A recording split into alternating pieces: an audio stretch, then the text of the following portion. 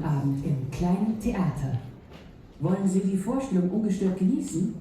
Dann schalten Sie bitte Ihr Handy aus. Vielen Dank und viel Vergnügen bei der Vorstellung.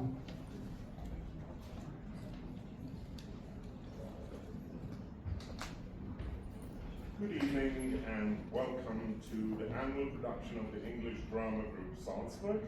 This year Henrik Ibsen's classic play An Enemy of the People. Now if there are some English speakers here who did not understand what that thing said, it's basically to tell you to switch off your mobile phones. One important thing I have to tell you, after the break you all will become part of the play.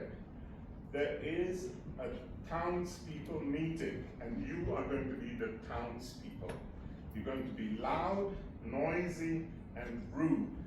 You get the opportunity to boo at the people on stage, to hiss at the people on stage, to clap also. You will do exactly what I will do. I'll be standing there in the corner, and you just imitate me. And when I do this, it means stop. Okay? Okay. Don't let me down. I know all your names. Thank you. Enjoy the show.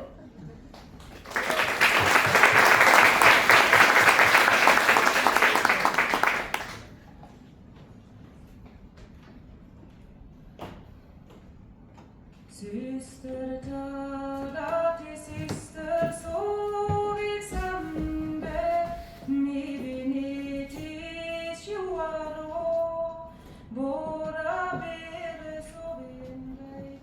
You see, if you come in an hour late, Mr. Billing, you'll have to put up with cold meat. It is uncommonly good, thank you. Remarkably good. Good evening, Catherine. Mayor, how good of you to come up and see us. I happened to be passing, and so... But you have company with you, I see. No, it was quite by chance that they came by. Won't you come in and have something too? No, thank you. Good grievance, hot meat at night, not with my digestion. No, my dear lady. I stick to my tea and bread and butter. It is much more wholesome in the long run, and a little more economical too. Now, you mustn't think that Thomas and I are spendthrifts. Not you, my dear, I would never think that of you. Is he not at home? No, he went out for a little turn after supper. Now that's a nice thing to do.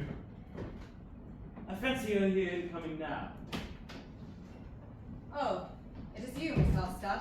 I apologize, I was delayed at the printers. Good evening, Mr. Mayor. Good evening. You have come on business, no doubt. Partially, it is about an article for the paper. So I imagine. I hear my brother has become quite a prolific contributor to the People's Messenger. Yes, he is good enough to write in the Messenger when he has any home truths to tell. But won't you? Quite so. I don't blame him in the slightest as an author that he addresses himself to the audience where he'll find the readiest sympathy. I quite agree with you. Taking one thing with another, there is a remarkable spirit of toleration in this town, and an admirable municipal spirit too. And it all stems from us having a great common interest to unite us. An interest that is of equally high degree the importance of every right-minded citizen in town. The baths. Yes, exactly. Our fine new handsome baths. Mark my words, Miss Hofstadt, these baths are going to be the focus of our municipal life. Not a doubt about it. Yes, that is just what Thomas Just said. think of how remarkable the place has developed over the last year or two. Money has been flowing in, there's life and business doing in town, and the value of houses and landed properties is rising every day. And unemployment is diminishing? Yes, that as well. The burden of the poor rates has been lessened, much to the relief of the property classes. And that relief is going to be even bigger if only we're going to have a good summer with lots of visitors. I hear there's good prospect of that. Looks very promising indeed. Inquiries about apartments and such are reaching us every day. Well, then the doctor's article will come in very soonly. Has he been writing something just lately? No, this is something he wrote in the winter. A recommendation of the baths, an account of the excellent sanitary conditions here. I just held the article over, temporarily.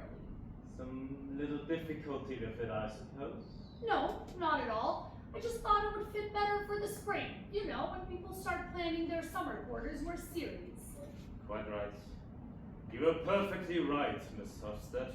Yes, Thomas is quite tireless in promoting the baths. Well, he is the medical officer of the baths, remember? Yes, and what is more, they owe their existence to him. To him!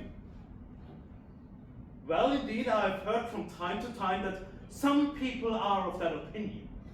But then again, I should have thought that I took a modest share in that enterprise. Yes, that is what Thomas is always saying. Oh, but who denies it, Mr. Mayor?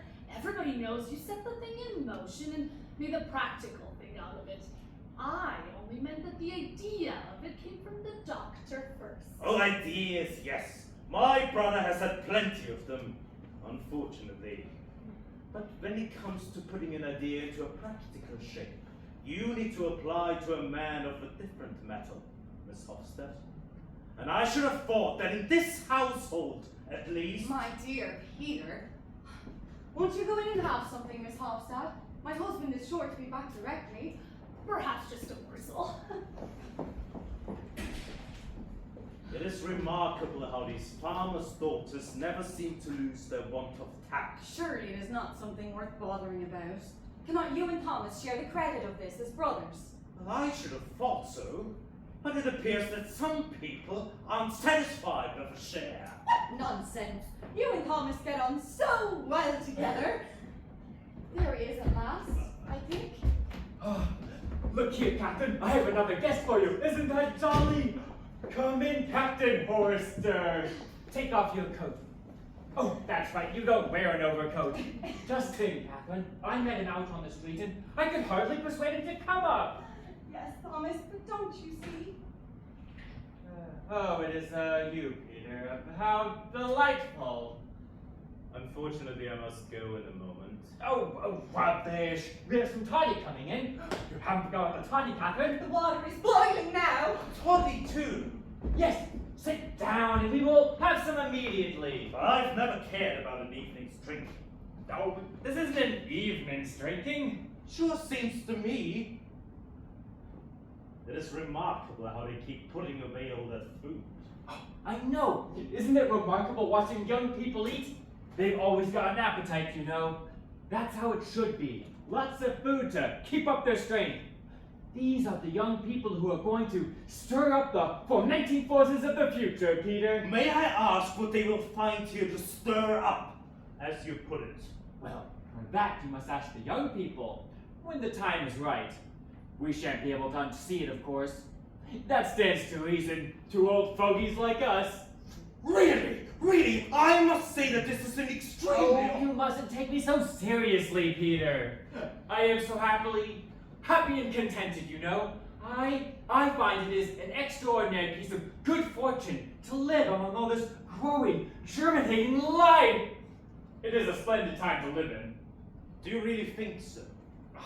Naturally, you can't appreciate it as keenly as I. You have spent your whole life in these surroundings, and your impressions have become blunted. Whereas I, who have spent so long shut in my little corner up north, where I almost never would even see a stranger who might bring a new idea. For me, it is just like being transported into the middle of a crowded city. Oh, a city. Oh, well, yes, it is all cramped enough around here compared to many other places, but there is life here. There is promise. There are innumerable things to work and fight for, and that is the main thing. Catherine, hasn't the postman been in yet? No. Oh, and then to be comfortably well off, Peter. Now, that is something one learns to appreciate when one has been on the brink of starvation as we have been. Oh, but surely. Indeed, I tell you, we have oft been very hard put to it up there. But now, to be able to live like lords! Well, if you can afford luxuries of that kind. I can afford it. Now, Catherine tells me I earn almost as much as we spend. Almost, yes. In any event, I don't waste money on profitability, Peter. But I can't find it in my heart to deny myself the pleasure of entertaining my friends. I need that kind of thing, you know? I spent so long shut out of it all that it is a medical necessity of life for me to mix with eager, young, ambitious people of liberal and active minds. And that describes every one of those people eating dinner in there. I wish you'd get to know Miss Hofstadt better. By the way, Miss Hofstadt was telling me that she was going to print another article of yours. An article of mine? Yes, about the baths. An article you wrote in the winter. Ah, that article. Yes, I don't intend for that to appear just at the moment. Why not? This seems to be the most opportune moment. Yes, very likely you're correct, under normal conditions. Is there anything abnormal about the present conditions? To tell you the truth, Peter, I can't say it just at the moment. In any event, not tonight. There might be much that is abnormal about the current situations, and it is quite possible that there is nothing abnormal about them at all. I must say that this sounds most mysterious. Is there something going on that I should know about? I should have imagined that I, as the chairman of the governing body of the bar, And I should imagine that I... Come now, Peter, let's not fly out at one another. heaven forbid, I am not in the habit of flying out at people. But I am entitled to request, most emphatically, that all arrangements shall be made in a businesslike manner, through proper channels, and shall be dealt with by the legally constituted authorities. I shall not allow any going behind our backs by any roundabout means. Have I ever, at any point, gone behind your backs? You have an ingrained tendency to take your own way at all events, and that is almost equally inadmissible in a well-structured community. The individual ought to undoubtedly acquiesce to subordinating oneself to the community, or, to speak more accurately, to the authority in charge of the community's welfare. Very likely, but what the deuce has that got to do with me? But that is exactly what you never appear to be willing to learn, my dear Thomas. But mark my words, one day you will suffer for it, sooner or later. I've told you. Goodbye.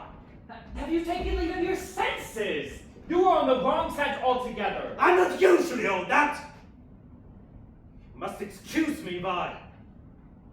Good night, Catherine. Good night, everyone.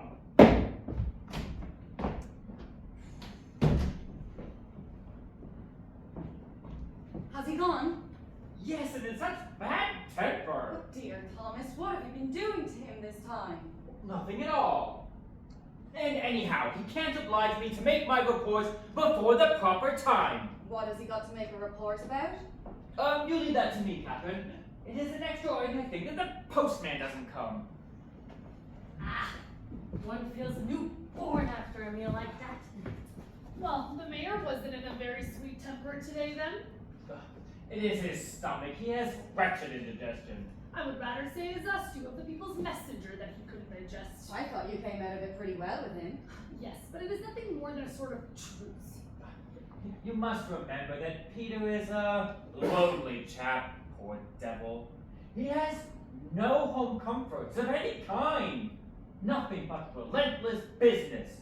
And all that weak tea wash he pours into himself. Ugh. But we were going to have some hot toddy, Catherine. I was just getting it. We all sit down. Why don't you sit down next to me, Captain Worcester? We so seldom see you.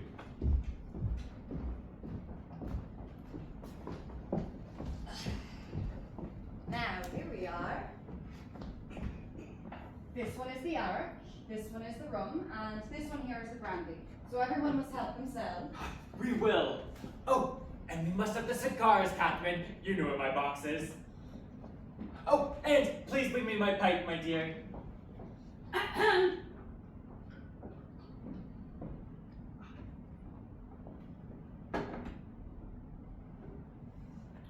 I'll stick to my pipe, you know. This pipe has seen me through many a long winter. And now, to your good health, everyone. It is a splendid thing to be sitting warm and snug inside. Do you sail soon, Captain Horster? I expect to be ready to sail next week. And I presume you're sailing to America? Yes, that is the plan. So you won't be taking part in the upcoming election? There's going to be an election? Didn't you know? No, I don't mix myself up with those things. But do you not take an interest in public affairs? No, I don't know anything about politics. All the same, one ought to vote at any rate. Even if one doesn't know anything about what is going on. Doesn't know? What do you mean by that? A community is like a ship. Everyone should be prepared to take the helm. Maybe that's very well on shore, but on board ship it would work. It is astonishing how little most sailors know about what goes on shore. Very extraordinary. Sailors are like birds of passage. They're equally at home in any latitude. And that is why we must be all the more keen, Miss Hofstadt. Say, is there anything of public interest in tomorrow's messenger? Nothing about municipal affairs, but the day after tomorrow, I was thinking about printing your article. Drast my article. Now look here, that must wait a little while longer. Oh, but we just had the space for it, and I thought the moment was opportune. Yes, very likely you are correct. But it must wait all the same. I will explain to you later. Good evening. Good evening, Petra. Come along. I've just come home from school. I see that you all have been sitting here and enjoying yourselves, while I have been out slaving. Well then, come on in and enjoy yourself as well. May I mix a glass for you? Oh no, thank you. I'd much rather do it myself. You always mix them too strong. But Father, I almost forgot. I have a letter for you. A letter? From whom? Well, the postman gave it to me as I was going out this morning. And you only just give it to me now. Well, I really had not the time to run back up and give it to you. Yes, very well. Come along, child. There it is. Yes, that looks about right. Is this the one you've been expecting so anxiously? Yes, I must go to my... Where shall I get a light, Captain? Is there no lamp in my room again? There is a lamp already lit on your desk. Good. Then I shall return in a moment. What do you suppose it is, Mother? I don't know. For the past day or two, we kept asking if the postman had not been. It's just probably some country patient. Poor old Dad. He'll overwork himself soon. There. Now this will taste good. Have you been teaching in the evening school again today? 2 hours. And 4 hours of school in the mornings. 5 hours. And you still have done exercises to correct, I see. A whole heap, yes. You're pretty full up with work too, it seems to me. Yes, but it is good that way. One is so delightfully tired afterwards. Do you like that? Yes, because one sleeps so well. You must be dreadfully wicked, Petra. Wicked? Yes, because you work so much. Mr. Roland says work is a punishment for our sins. There is so much falsehood, both at home and in our schools. At home, one must not speak. At school, we must stand and tell lies to our children. Tell lies? Yes. You don't suppose we only have to teach them things we believe are true? That is perfectly true. If only I had the means, I would open a school of my own, and it would be conducted on much different lines. Well, if you're thinking of that, Miss Talkman, I should be delighted to provide you with a schoolroom. The great big old house my father left me standing almost empty. There's an immense dining room downstairs. Thank you, Captain, but I fear nothing much shall come of it. No, Miss Petra is much more likely to take to journalism, I think. Oh, by the way, have you had any time to do anything about that French story you promised to translate for us? Not yet, but you shall have it in good time. The town will have something new to talk about now, let me tell you. Something new. What is this? A great discovery, Catherine. A discovery of yours. A discovery of mine. Just let them come try saying, as usual, that it is all just a fancy and a crazy man's imagination. No, they will take good care what they say this time. But Father, tell us what it is. Yes.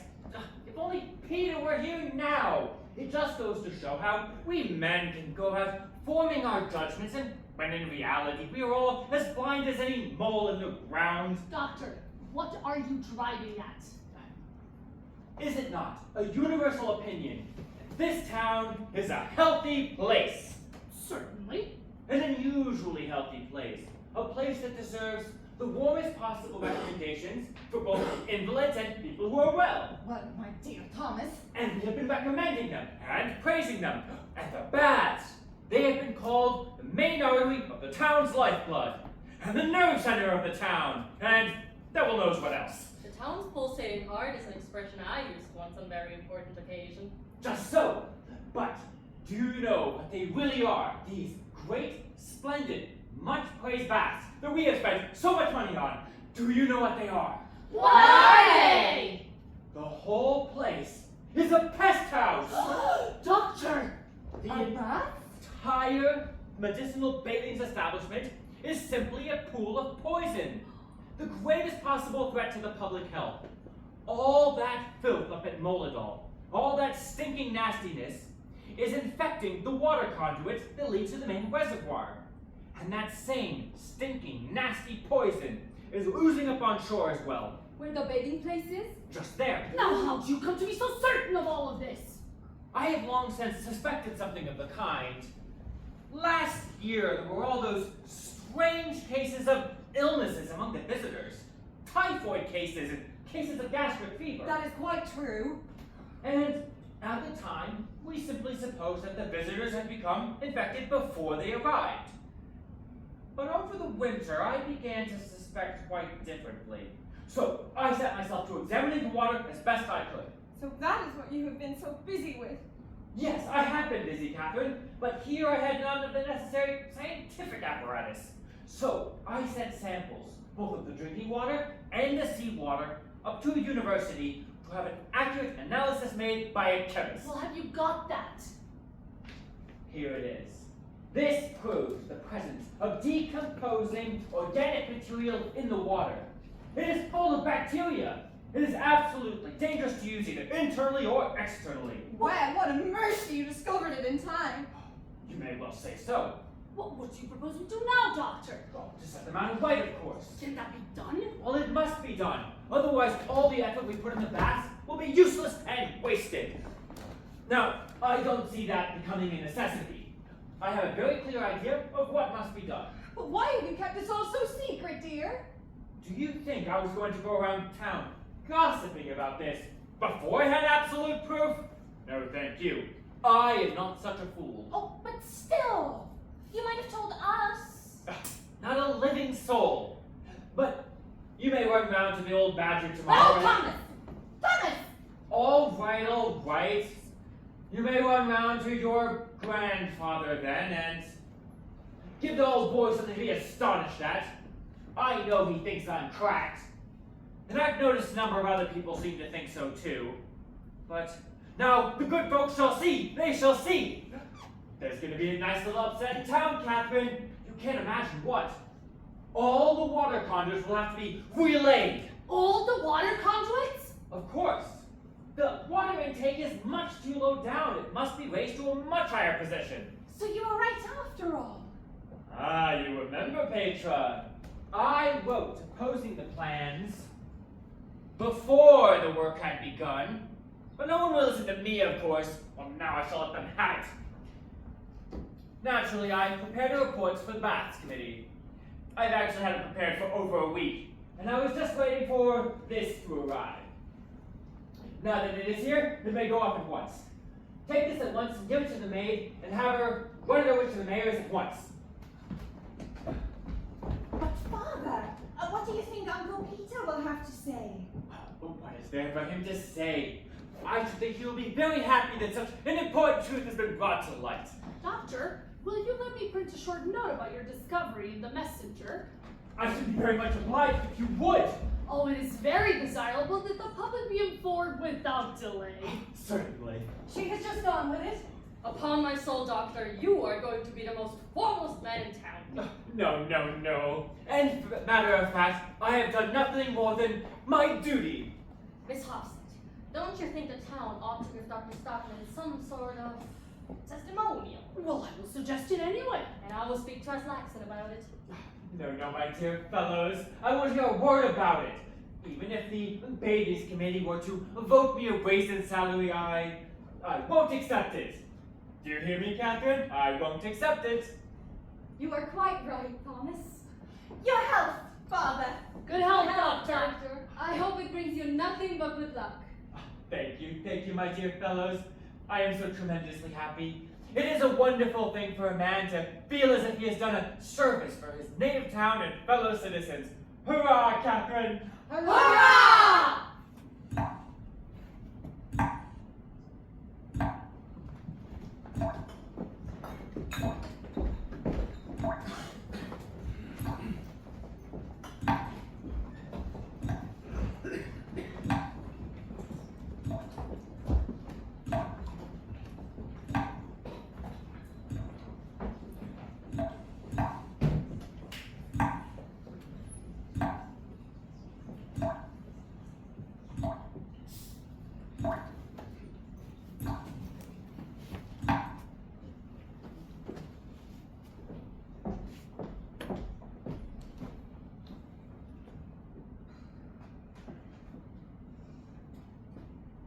Are you in, Thomas? Yes, I've just come back. What is it? A letter from your brother. Let's see then. I hereby return the manuscript you sent me. What does he say? Only that he will come by here himself later today. Well, you better remember to be at home this time. Oh, that's all right. I've already completed my morning rounds. I'm extremely curious to see how he takes it. You will see he won't like it having been I and not he who made the discovery. I'll tell you what, Thomas. You should be good-natured and share the credit of this with him. Can't you realize that it was he who sent you out on the scent of this discovery? I am quite willing, if only I can set about things the right way. Is it? Is it true? Father? Oh, Mr. Keel. Is it you? Good morning, good morning. Would you come along in? If it is true, I will. If not, I am off. Oh, certainly it is true, but how did you come to hear about it? Petra ran in on her way to the school. Ah, did she? Yes, and she declares that I thought she was only making a fool of me, but it isn't like Petra to do that. But of course not. How could you imagine such a thing? Oh well, it is better never to trust anybody. You may find you have been made a fool of before you know where you are. But it is really true all the same. You may depend upon it that it is true. Now, won't you sit down?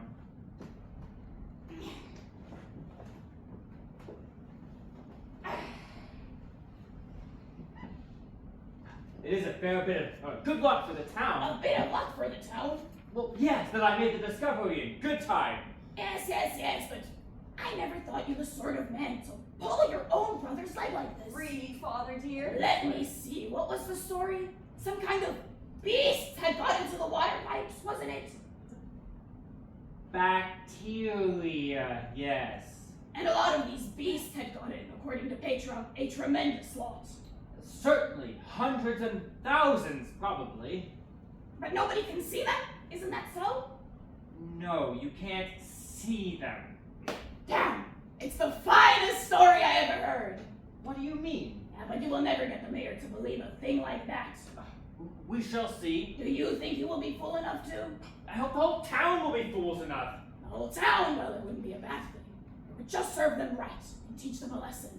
They think themselves so much cleverer than we old fellows. They hounded me out of the council. I tell you they did. They hounded me out. Now they shall pay for it. You pull their legs too, Thomas. Really, You pull their legs. And if you can work it so that the mayor and his friends all swallow the same fate, I will give 10 pounds to a charity, like a shot. Oh, that is a very kind of you. Yes, I haven't got much money to throw away, I can tell you. But if you can work this, I will give 5 pounds to a charity at Christmas. Good morning. Oh, I beg your pardon. Not at all. Come in. Oh, is she in on this too? What do you mean?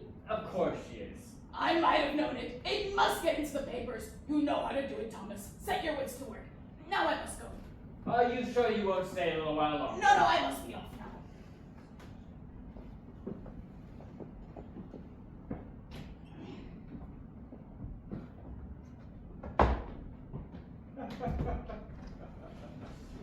That old chap doesn't believe a word about this, all about the water supply. Oh, was it that then? Yes, that is what we were talking about. And I suppose that is what brings you here. Yes, can you spare me a couple of minutes, Doctor? As long as you like. Have you heard from the mayor yet? No, not yet, but he's coming by here later today. I have given the matter a great deal of thought since last night. Well? Well, from your point of view as a doctor and a man of science, this matter of the baths is an isolated matter. I mean, you do not understand that it involves a great many other things. What do you mean? Oh, why don't we sit down?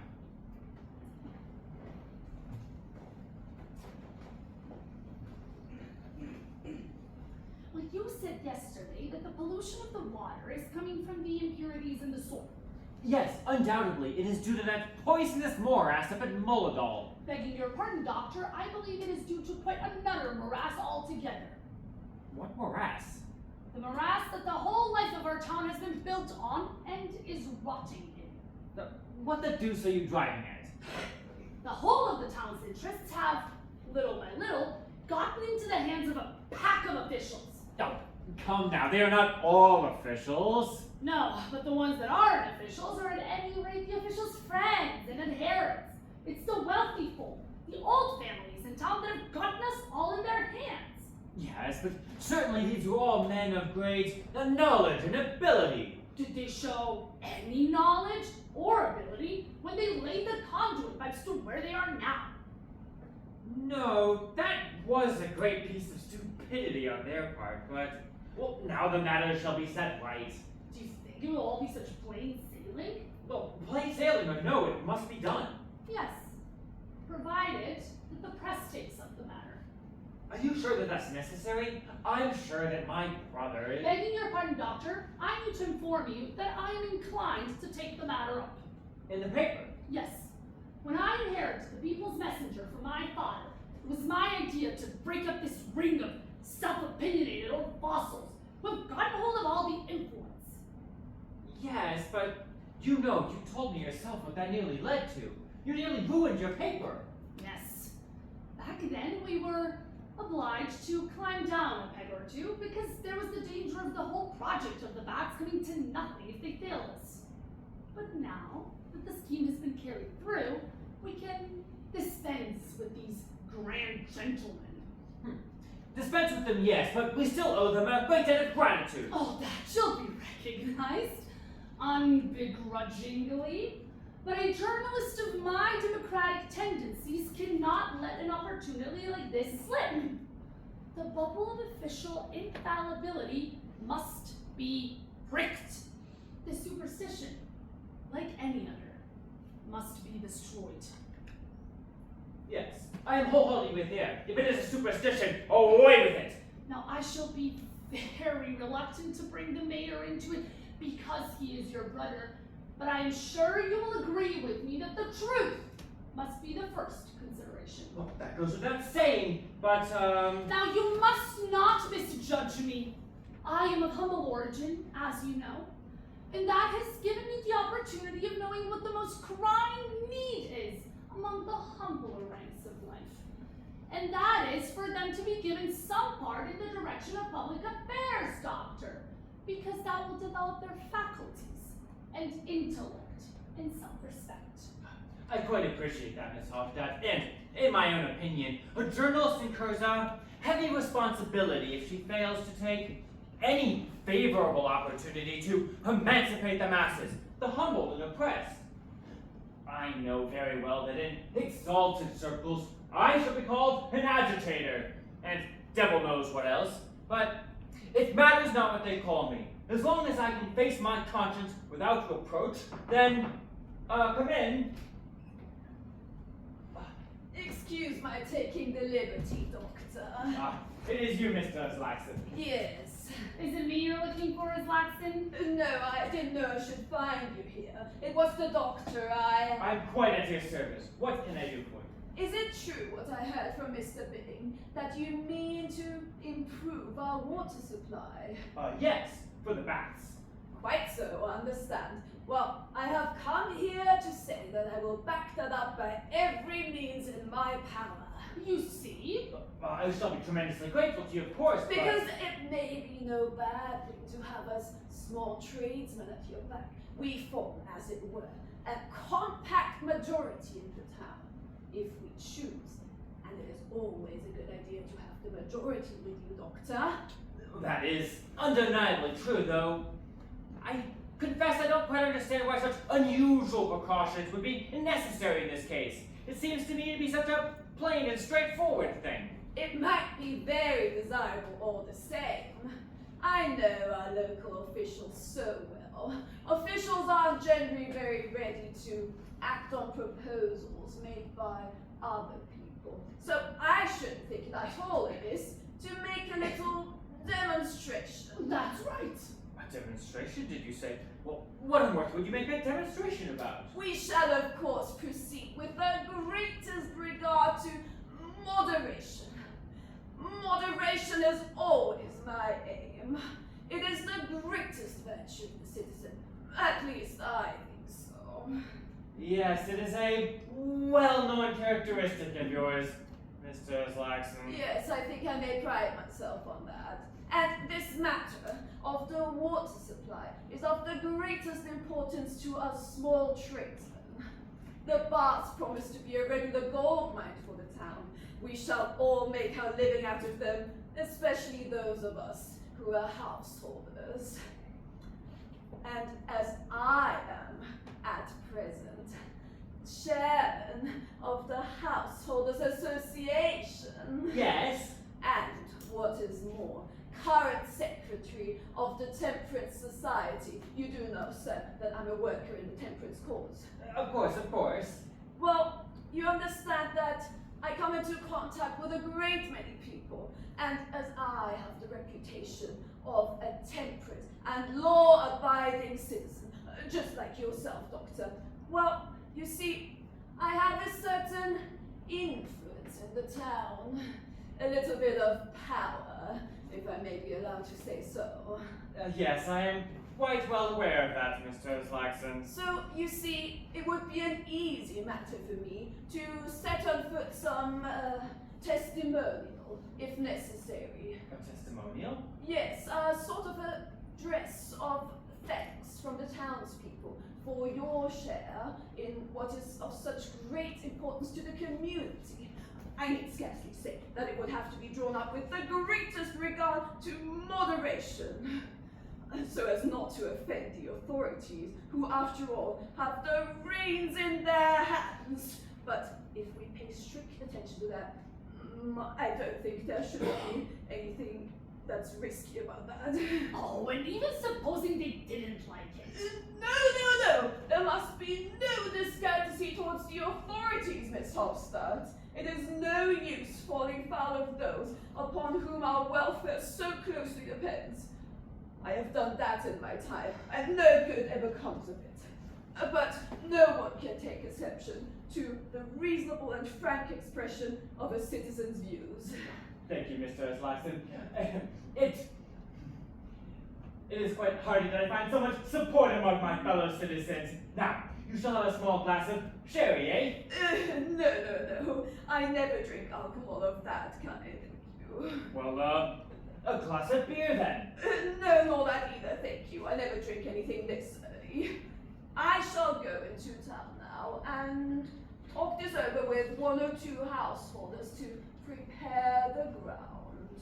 Well, that was, of course, tremendously kind of you, but I still don't quite understand why it should be necessary to have all these precautions. The facts seem clear enough.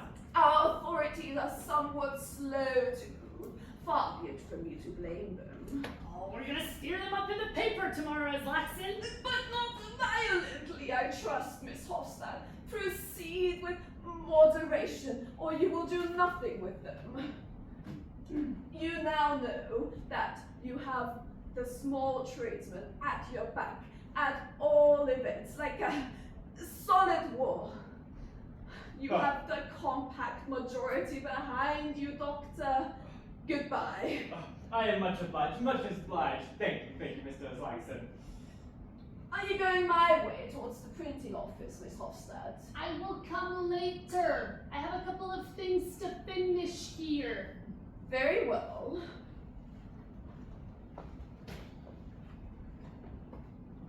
Well, don't you think it is high time we stirred a little life into this slackness and vacillation and cowardice? Are you referring to as Laxon? Yes, I am. He's one of those who are floundering in a bog. Decent enough fellow, though he may be otherwise. And most of the people here are in the same case. Seesawing and edging, first to the one side and then to the other. So overcome with caution and scruple that they never dare take any decided step.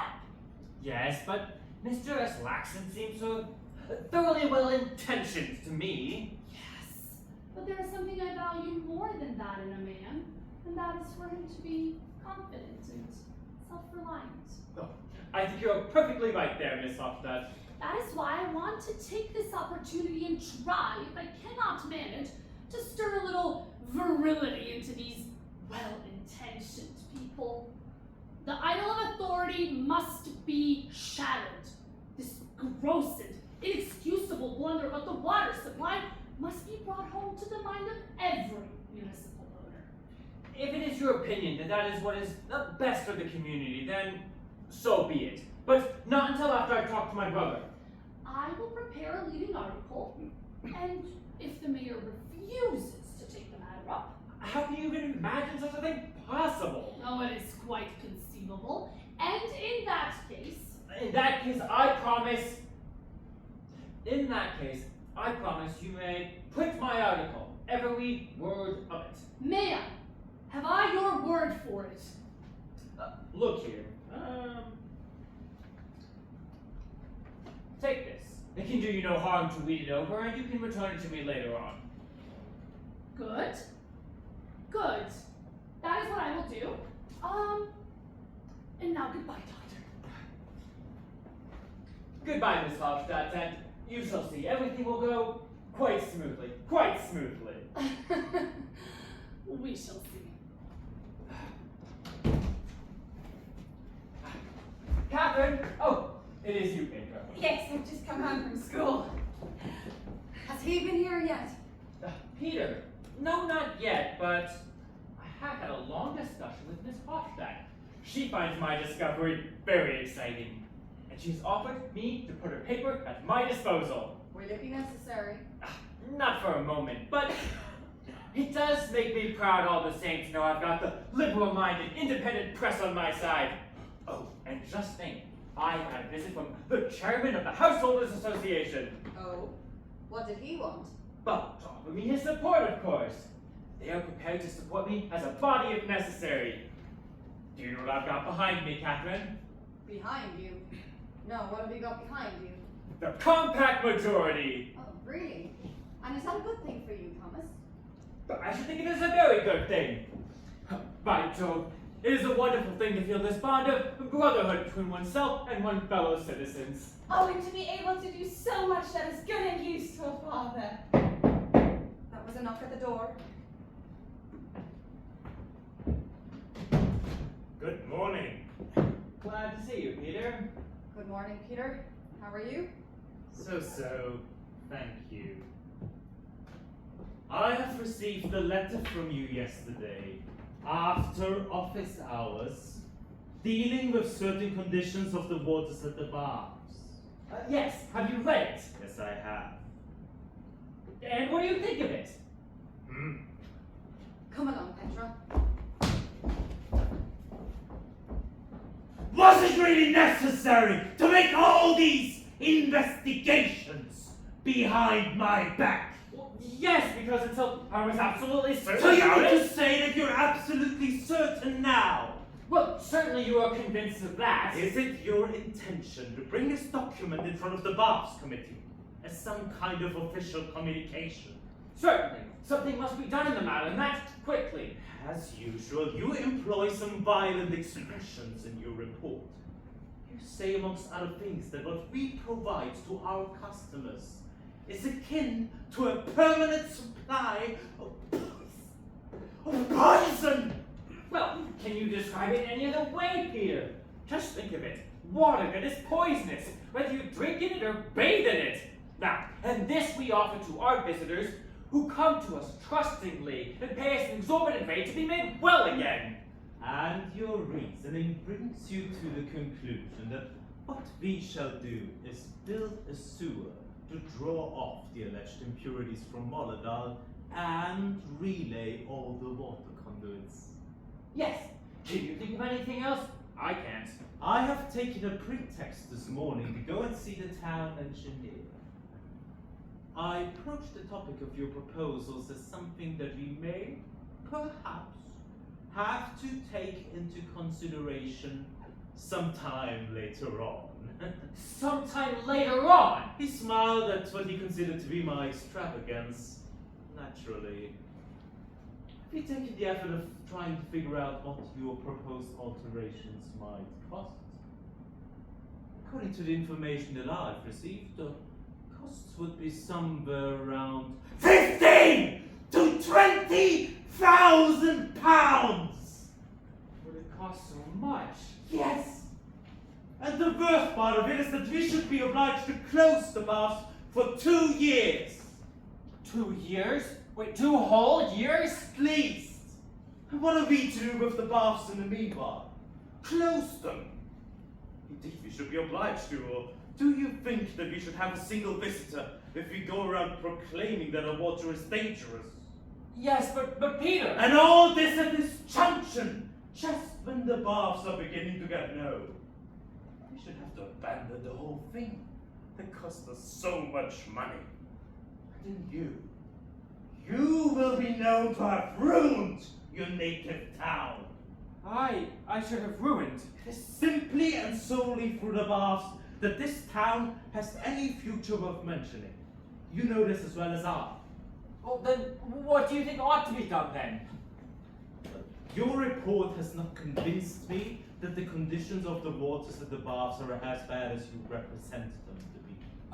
They are even worse, I tell you. Or in any event, they will be in summer, when the warm weather comes. As I said, I believe that you exaggerate the matter considerably. Any capable physician ought to know which steps to take. They ought to know how to prevent such injurious influences, or how to remedy them in case they become obviously persistent. Well, what more? The water supply of the baths is now an established fact and shall be treated as such. But perhaps, at its discretion, the committee will not be disinclined to explore the question of how far it might be possible to implement certain enhancements in line with a reasonable expenditure, of course. And do you suppose that I would go along with any such trickery as all that? Trickery! Yes, it would be a trick, a lie, a fraud, a downright crime towards the public, towards the entire community. I have not, as I have just stated, been able to convince myself that there actually is any imminent danger. Yes, you have. It is impossible you have not been convinced. I know that I portrayed the facts accurately and fairly. Only you won't acknowledge it. It is due to your actions that the baths and the water supply were laid where they are today, and that is what you won't acknowledge, that damnable blunder of yours. Pooh! Do you suppose I don't see it through you? And even if that were true, if I perhaps guard my own reputation somewhat anxiously, it is in the interest of the town. Without moral authority, I am powerless to direct public affairs as seems to my discretion to be the best for common good. And on that account, and for various other reasons too, it seems to me to be a matter of great importance that your report shall not be delivered to the committee. In the interest of the public, you shall withhold it. Then, later on, I will raise the matter. We will do our best. privately. But nothing of this unfortunate affair, not a single word of it, must come to the ears of the public.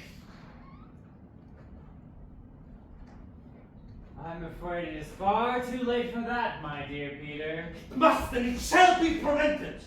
It is too late, I tell you. Far too many people know about it. Know about it? Surely you don't mean the people's messenger.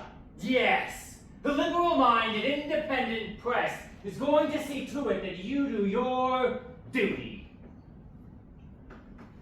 You are an incredibly independent man, Thomas. Have you taken no consideration of all the consequences that this might have for you? Consequences for me. For yourself and yours? Yes. What the deuce are you driving at? I believe I've always behaved in a brotherly manner to you, haven't I? Always been willing to oblige and to help you. Yes, you have, and I am very grateful to you There for is it. no need. Indeed, to some extent, I was forced to do so for my own sake. I always thought that if I was able to help your financial position, I would be able to keep some kind of check on you. Oh, so it is only for your sake. Up to a certain extent, yes. It is extremely painful for a man in an official position to see his closest relative compromise themselves time after time after time. Oh, and you suppose that I do that? Yes, you do. Without even being aware of it. You have a restless, rebellious, pugnacious disposition. And then there is this disastrous propensity of yours that you have to write about every possible and impossible thing. The moment the thought comes into your head, you need to go and write a whole newspaper article about it, or even a whole pamphlet. Well, yes, but isn't it just every good citizen's duty to let the public share in any new ideas he may have? The public doesn't need any new ideas. The public is best served by the good, old, established ideas it already has. And that's your honest opinion? Yes. And for once I must speak frankly to you. Hitherto I've tried to avoid doing so because I know what an irritable person you are. But now I must tell you the truth, Thomas. You have no understanding about the amount of harm you bring upon yourself with all these ideas. You complain of the authorities. You even complain of the government. You're always pulling them to pieces. You insist that you're being neglected and persecuted. But what else can such a grumpy man as you expect? Grumpy. I'm grumpy. Yes, Thomas, you are an extremely grumpy man to work with. I know that at my own expense. You disregard everything that you ought to have consideration for. You seem to have completely forgotten that it is I who you have to thank for your current position at the bar. I was entitled to it as a matter of course. I and nobody else. I was the first person to see the flourishing watering hole that this town could become. And I was the only one to see it at the time. I had to write for many years in support of this idea. And I wrote, and I wrote, and I wrote. Undoubtedly.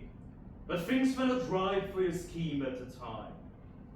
But as soon as the opportune moment came, I and the others took the matter into our own hands. Yes, and made such a mess out of all my beautiful plans. It's very clear now what clever fellows you all were. You always want to pick a quarrel with your superiors, an old habit of yours. You just cannot put up with any authority over you. But now I have brought it to your attention, Thomas, that the town's vital interests are at stake. And, incidentally, my own too. Therefore, you will find me inexorable about what I will require you to do next. And what is that? Since you've been so indiscreet as to speak of this delicate matter to outsiders, despite the fact that you should have treated it entirely as official. and confidential. It shall be necessary that you refute your statements publicly. What? I don't understand. What we shall expect is that after further investigation, you will come to the conclusion that the conditions of the waters are not anywhere near as bad as you first imagined them to be. That is what you expect? And what is more, we shall expect a public profession of your confidence in the committee and in the readiness to address fully and conscientiously any possible future defects. But you will never get there by patching and tinkering at it, Peter. Trust me at my word, I mean what I say as deliberately and emphatically as possible. As an officer under the committee, you have no right to a personal opinion. I have no right? Not in official capacity, no. As a private citizen, it is of course quite a different matter. But as a subordinate officer, as a member of the staff of the baths, you have no right to express any opinion that runs contrary to that of your superiors. No, this is too much. I'm a doctor, a man of science, and I have no right. The question at hand is not merely a scientific one. It is a complicated matter. It has an economic and a technical side too. I don't care what it is. I intend to be free to express my opinion on any matter under the sun. As you please, but not on any matter concerning the baths. That we forbid. Oh, you forbid! You, a pack of I forbid it, your chief. And if I forbid it, you have to obey. Peter, if you are not my brother! Father, you shan't stand there! Petra! Oh, so we've been eavesdropping. Why, you were talking so loud we couldn't help it! Yes! I was listening. Well, after all, I'm very glad. You were saying something about forbidding and obeying! It was you who obliged me to take that tone with you. So I am to lie publicly. What we shall expect is that you make some kind of public statement as I instructed you do. And if I do not obey, We shall publish a statement of our own, reassuring the public. very well, then I shall have no choice but to raise my pen against you. I stand by what I have said. I will show that I am right and you are wrong. And then where will you be? Then I cannot help you prevent you being dismissed. Father! What? Dismissed! Dismissed? Dismissed from the staff of the baths.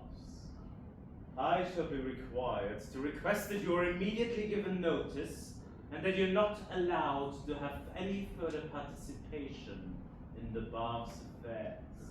Would you dare? It is you who is playing the daring game. Uncle, that is a shameful way to talk to a man like father! Do hold your tongue, Petra! Oh, so we're volunteering our opinions already, of course.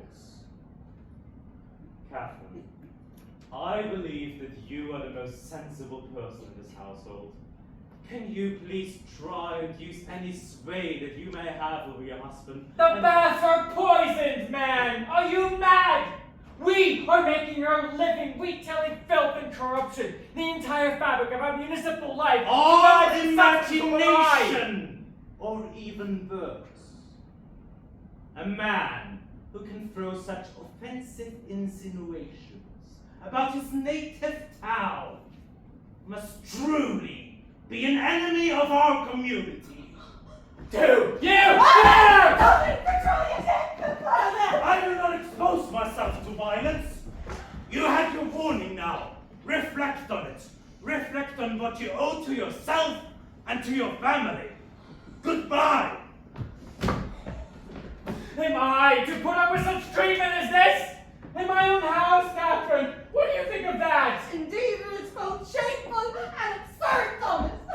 If only I could give Uncle a piece of my mind. It is my own fault. I should have flown out at him long ago, showing my teeth, bitten, To hear him call me an enemy of the people. I shall not take that lying down upon my soul. But dear Thomas, your brother has power on his side. And I have right on my side, I tell you. Right. And tell me, what is the use of having right on your side if you have not got might? Oh, mother! How could you say such a thing? How can you think that there's no use in a free country having right on one side? Don't be ridiculous, Catherine. Besides, haven't I got the liberal-minded, independent press on my side and the compact majority behind me? I think that should be right enough. But Thomas, you don't mean to. Into what? To put yourself up in opposition to your brother. In God's name, Catherine, what else should I do besides take a stand on what is right and true? Yes, I was just about to say that, Father. But it won't do you any earthly good. If they won't do it, they won't.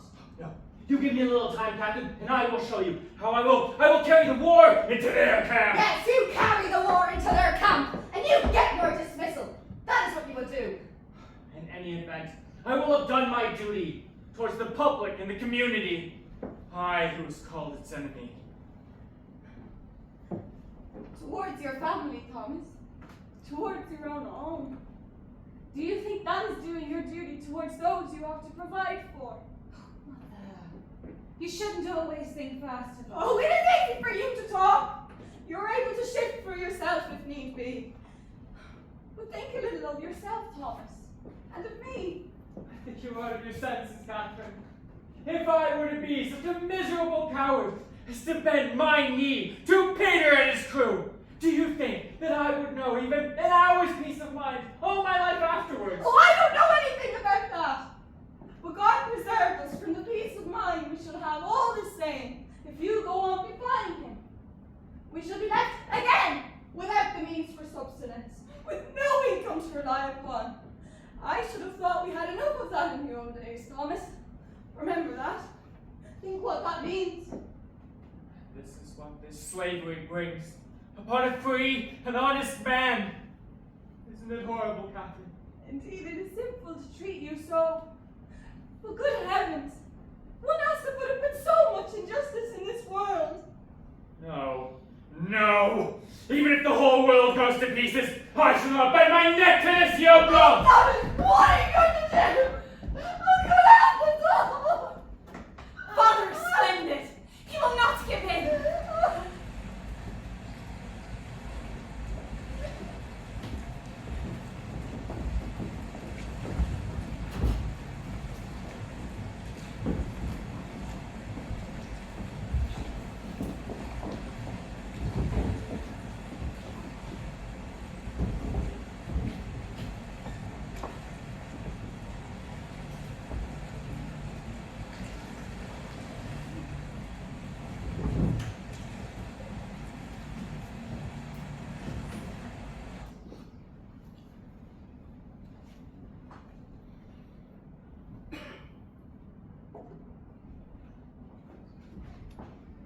Well, I must say, Have you read it through? yes indeed I have. Don't you think the doctor has been pretty hard? Hard, bless my soul, he's crushing. Every word falls like the blow of a sledgehammer. Yes, but they're not the type of people to give up after the first blow. No, and this is why we must strike them blow upon blow upon blow until these oh so mighty people are brought down a peg. You know, Miss Hofstad, as I sat in there reading this, I almost seem to see a revolution in being. Hush! Don't speak so loud that Saxon will hear you. As Laxon is a chicken-hearted chap, a coward. There's nothing of the man in him. But this time you will insist on your own way, won't you, Miss Hofstad? You will put the doctor's article in. Yes, and if the mayor doesn't like it, That will be the devil of a nuisance. fortunately, we can turn the situation to good account whatever happens. If the mayor doesn't fall in line with the doctor's project, he will fall out with the small tradesmen, with the householders association and the rest of them. And if he does fall in line with it, he will fall out with the large shareholders in the vats, who have until now been his greatest supporters. Yes, because they will certainly have to fork out a pretty penny. Oh, that they certainly will. And you see, this is how we will break up the ring. And then in every issue of the paper, we will enlighten the public on the mayor's incapability on one matter and then another, and show clearly to everyone that all the positions of trust and municipal power ought to lie in the hands of the liberals. I see it coming. I see it coming. We're on the threshold of a revolution. Hush! Come in. Oh, it is you, Doctor. Won't you sit down? You may set to work and print it, Miss Hofstadt. Has it come to that? Hurrah! Yes, print away. Certainly it has come to that. Now they must take what they get. This article is only the beginning. I've already got 4 or 5 more sketched out in my head. Where is Laxon? Laxon, just come in here for a minute. 4 or 5 articles, you said, on the same subject. No, my dear lady, on a variety of subjects, but they all stem from the same central question of the water supply and the drainage. One thing leads to another, you know. It is like beginning to pull down an old house. Exactly. Upon my soul, it's true. You find you're not done until you've pulled all the rubbish down. Pull down? You're not thinking about pulling down the bath, surely, Doctor? Oh, far from it. Don't be afraid. No, we were talking about something quite different. Oh, what did you think of my article, Miss Hofstadt? I think it is simply a masterpiece. Do you really think so? Oh, I am delighted. Yes, it is so clear and intelligible. You will have every enlightened man on your side. And every prudent man, too, I hope. The prudent and the imprudent, almost the whole of town. In that case, we may venture to print it. I should think so. Yes, we will put it in tomorrow morning. Yes, we must not lose a single day. Oh, and what I wanted to ask you, Mr. Laxon, is if you would oversee the printing of it yourself. With pleasure. Now, you must take care of it as if it were a treasure. No misprints. Every word is important. Oh, I can't tell you. I must leave for a moment, actually, but I shall return, and hopefully we'll have a proof for me to see. I can't tell you how excited I am to see it in print and have it burst upon the public. Yes, burst upon them like a flash of light. And have it submitted to the judgment of my intelligent fellow townspeople. You can't imagine what I've been through today. I have been threatened first with one thing and then another. They have tried to rob me of my most elemental rights as a man. Your rights as a man. Yes, they have tried to degrade me, to make a coward of me. They have tried to make me put my personal interests in front of my most sacred convictions. That is too much. I'm damned if it isn't. Oh, you shouldn't be surprised at anything from that quarter. Well, they shall have the worst of it from me. They may assure themselves of that. From this day forth, I shall consider the people's messenger my sheet anchor, and I will bombard them with one article after another, like bombshells. Yes, but... Hurrah! It is war! It is war. I shall crush them to the ground. I shall smite them. I shall break down their defenses in the eyes of the honest public. That is what I shall do. Yes, but in moderation, Doctor. Proceed with moderation. No, not a bit of it. Don't you dare. Don't spare dynamite. Yes, because it's not just a question of the water supply and the drainage anymore. No. Now it is a question of our whole moral and social life that we must cleanse and purify. Spoken like a deliverer. And if we only all stand together, then everything will go quite easy. The revolution will launch as smoothly as a ship that launches smoothly off the stocks. Don't you think so? Well, for my part, I think we finally have the prospect of putting the municipal authority into the hands where it should lie. And if we only proceed with moderation, I don't think there should be any risk.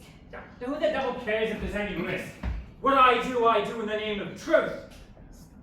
For the sake of my conscience.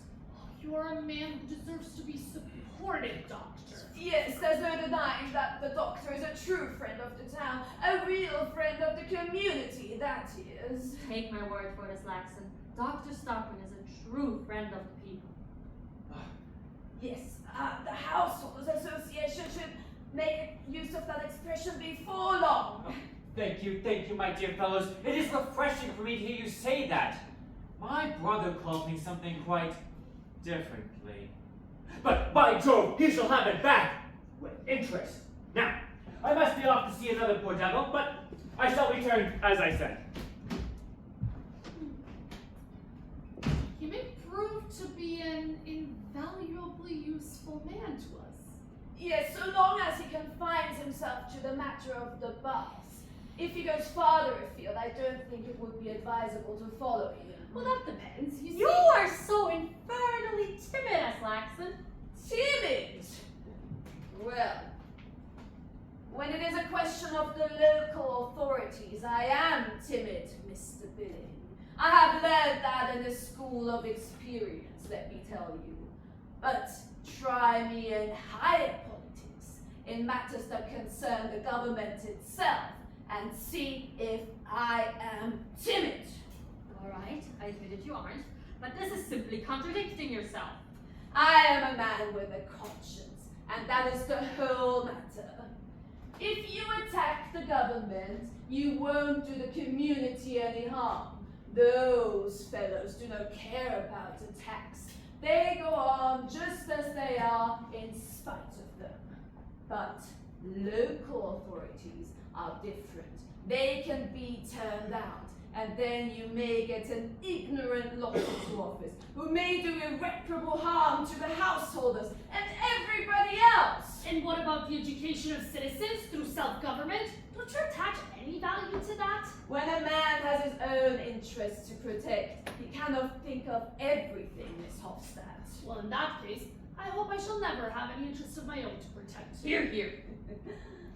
Mr. Sheriff Stensgaard was your predecessor at that editorial desk. Bah, that turncoat. I am not a weathercock and never will be. A politician shouldn't be too certain of anything, Miss Hofstad. And as for you, Mr. Billing, I think it might be time for you to start taking in a reef or two in yourselves, seeing as you are applying for the post of secretary to the bench. Are you Billing? Well, yes. But you must clearly understand I'm only doing it to annoy the bigwigs. Anyhow, it is no business of mine, but if I am to be accused of timidity and of inconsistency in my principles, I have this to point out. My political past is an open book. I have never changed, except perhaps to become a little more moderate, you see. My heart is still with the people, but I don't deny that my reason has a certain bias towards the authorities. The local ones, I mean.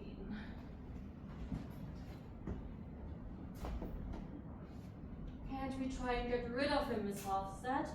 Do you know anyone else who will put forward the money for our paper and printing bill? It is an infernal nuisance that we don't possess some capital of our own to trade on.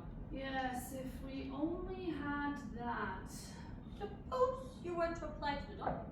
Oh, what's the use? He's got nothing. No, but he does have a warm man in the back. The old Morton Keel, or the Badger, as they call him. Do you suppose he's got something? Good Lord, of course he has, and some of it must come to his documents. Most probably he will do something for the family, at all events. Are you counting on that? Counting on it? I'm not counting on anything. Good. If I were you, I wouldn't count on that position of the secretary to the bench either, because I can assure you, you're not gonna get it. Do you think I'm not quite aware of that? It is my object precisely not to get it. A slight like that stimulates a man's fighting power. It is like getting a supply of fresh bile. And I'm sure one needs that desperately enough in a hole and corner place like this, where it is so seldom anything ever happens to steal one up. Quite so. Ah, I shall be heard of. Now I shall go and write my appeal to the Householders Association. That's it then. Come in. What, you here? Yes, you must forgive me. Would you sit down? No, I must go again in a moment. Have you come with the message from your father by any chance? No, I have come on my own account. Here is your French story. Well, why have you brought it back? Because I'm not going to translate it. But you promised me. Yes, but I had not read it then, and I don't suppose you'd read it either. Well, you know I don't speak French. Quite so. That is why I came to tell you that you must find something else. You cannot use this for the People's Messenger. Why not? Because it conflicts with all of your opinions. Oh, for that matter. Oh, you don't understand. The burden of the story is that there is a supernatural power in this world that looks after all the so-called good people, makes everything happen for the best in their case, while the so-called bad people get punished. So, that's exactly what our readers want. And are you going to be the one to give it to them? For I, myself, don't believe a word of it. You know quite well things don't happen so in reality. I know, but an editor cannot always do as she pleases. She sometimes has to bow to the public wishes in unimportant matters. Politics are the most important thing in life, for a newspaper at least. So if I want to take my readers on a path that leads to progress and liberty, I cannot scare them away. So if they find a moral story at the bottom of the serial, they may be more inclined to read what's written on top of it. They feel, more secure, as it were. Oh, for shame! You would never set a snare for your readers like that. You are not a spider. Oh, thank you for your great opinion of me. No, as a matter of fact, it was not my idea, it was Billy's. Billings! Yes, he came in here one day and propounded that theory. And it is Billings who is so eager to have the story printed in the paper. I don't even know what the book is about. But how could Billing, with his emancipated views? Oh, Billing is a many-sided man. He's applying for the secretary of the bench, too. I don't believe you, Miss Hofstadt. I mean, how could he bring himself to do such a thing? Well, you're gonna have to ask him. I should have never thought it of him. Really? Are you that surprised? Yes! Oh, no! I don't know. We journalists are not much worth, Miss Petra. You really believe that? I think so, sometimes. I mean, perhaps in the ordinary affairs of everyday life people, I can understand, but now that you've taken such a weighty matter into your hands. This matter of your father's. Yes. It seems to me now you must feel you are a woman of substance, Miss Hofstadt. Today I do feel something of the sort. Yes, you do, of course. It is a splendid vocation that you have chosen, to smooth the way for the march of unappreciated truths and new and courageous lines of thought. If it were nothing more than because you stand fearlessly out in the open and you take up the cause of an injured man and... Especially when that injured man is, well, how do I put this? So upright and honest, you mean? When he is your father, I meant. That. Yes, Miss Petra. Is it that then? That is first and foremost with you. Not the matter itself, not the truth, not my father's big and generous heart. Oh, certainly. That too, of course. You have betrayed yourself, Miss Hofstadt, and I shall never trust you again in anything. Can you really take it so amiss in me that it was mostly for your sake? What I am angry with you for is for not having been honest with my father in the first place. You spoke to him as if the good of the community and the truth were what lay nearest to your heart. You have made a fool of both my father and me. You must not speak so bitterly, Miss Petra. Least of all now. Oh, why not now especially? Because your father cannot do without, my help. Shame on you! This came upon me so unexpectedly. You must believe it. I know what to believe. Goodbye. Damnation, Miss Hofstadt! This is awkward. There is your French story. You must find someone else. Miss Stockman! Goodbye! I say, Miss Hofstadt. What? The mayor's in the printing room. The mayor? Yes, he wants to speak to you. Came in from the back door. Didn't want to I'll go check for myself, but Miss Laxon, make sure that no one... Quite so. You didn't expect to see me here, Miss Hofstad. I confess I did not. You're very snug in here. Very nice indeed.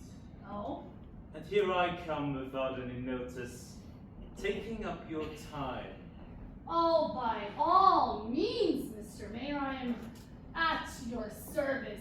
Won't you sit down? Thank you. I have had an extremely annoying experience today, Miss Hofstad. Well, I imagine with all the various business that you have The medical officer of the baths is responsible for what happened today. Indeed, the doctor. Yes. He addressed some kind of report to the baths committee on the subject of alleged problems at the baths. Has he indeed? Yes. Has he not told you? I thought he said. Oh, I think he mentioned something. I ought to have that copy. It is on the desk. Well, look at Quite that. so. That is exactly what I was speaking of. Yes, that is the doctor's article, Mr. Mayor. Oh, was it that then? Yes, it is. But do you think of it? Well, I am but a layman, and I only took a cursory glance at it. But are you going to print it? I cannot very well deny a distinguished man. I have nothing to do with editing the paper, Mr. Mayor. I understand. I only print what is put into my hands. Quite so, quite so. And so I must. No, wait a moment, Mr. Aslaxon. You will excuse me, Miss Hofstad. If you please. My dear Mr. Aslaxon, you are a discreet and thoughtful man. I'm delighted to hear you think so, sir. And a man of very considerable influence, too. Chiefly among the small tradesmen, sir. And the small taxpayers are the majority, here as well as anywhere else. That is true. And I would believe that you have a good knowledge of the general trend of opinion among them. Yes, I think I may say I do, sir. Well, since there is such a praiseworthy spirit of self-sacrifice amongst the less wealthy citizens of a town. What? Self-sacrifice? It is pleasing evidence of a public-spirited feeling. Extremely pleasing evidence. I almost say that I hardly expected it, but then again, you have a closer knowledge of the public feeling than I. But Mr. Mayor! And indeed, it is not a small sacrifice that the town is going to make. The town? I don't understand. Is it the baths? Yes. And a provisional estimate, the works that the doctor deems to be desirable will be somewhere around £20,000. That is a lot of money. Of course, it will be necessary to raise a municipal loan. Oh, surely you don't mean that the town must pay? Do you mean that it must be taken out of the municipal funds? Out of the ill-filled pockets of the small tradesmen? But, my dear Mr. Aslaxon, where else is the money supposed to come from? Well, the gentlemen who own the baths ought to provide that. The proprietors of the baths are not in a position to take on any further expense. But, damn it all! I beg your pardon. Miss Hofstad, this is quite another matter. Indeed it is. And of course, the worst part of it is that we should be obliged to shut the baths for about 2 years. Shut them! All together? For 2 years! At least, the work will take as long as that. But I'll be damned if we will stand that, Mr. Mayor. What are we householder to live upon in the meantime? My dear Mr. Aslaxon, that is of course an extremely difficult question to answer. But what would you have us do? Do you think that we should have a single visitor if we go around proclaiming that our water was poisonous? That we lived on a plague spot? That the whole town was... And the whole thing is merely imagination. With the best will in the world, I have not been able to come to any other conclusion. Well, then I must say it is absolutely unjustifiable of Dr. Stockman. I beg your pardon, Mr. Mayor. What you say is quite true. Lamentably, my brother has always been a headstrong man. Do you still mean to give him your support after this, Miss Hofstad? Oh, can you suppose for a moment? Well, I would have drawn up a short resume on how the situation presents itself from a reasonable man's view. In my document, I would have outlined how certain enhancements could be made without outrunning the resources of the Baths Committee. Have you got it with you? I happen to have it with me, just in case you would be... Good Lord! There he is! Who? My brother? Where? He's just come through the printing room! But that is unlucky. I don't want to meet him here, but I would still have some things to talk to you about. Well, go in there. But... Oh, you're only gonna find Billy in there. Quick, Mr. Mayor, he's just coming! But make sure to get rid of him quickly. Pretend to be doing something, Miss Laxton. Here I am again. Oh, already, Doctor. No proof for me to see yet, I hear. You couldn't expect it yet, Doctor.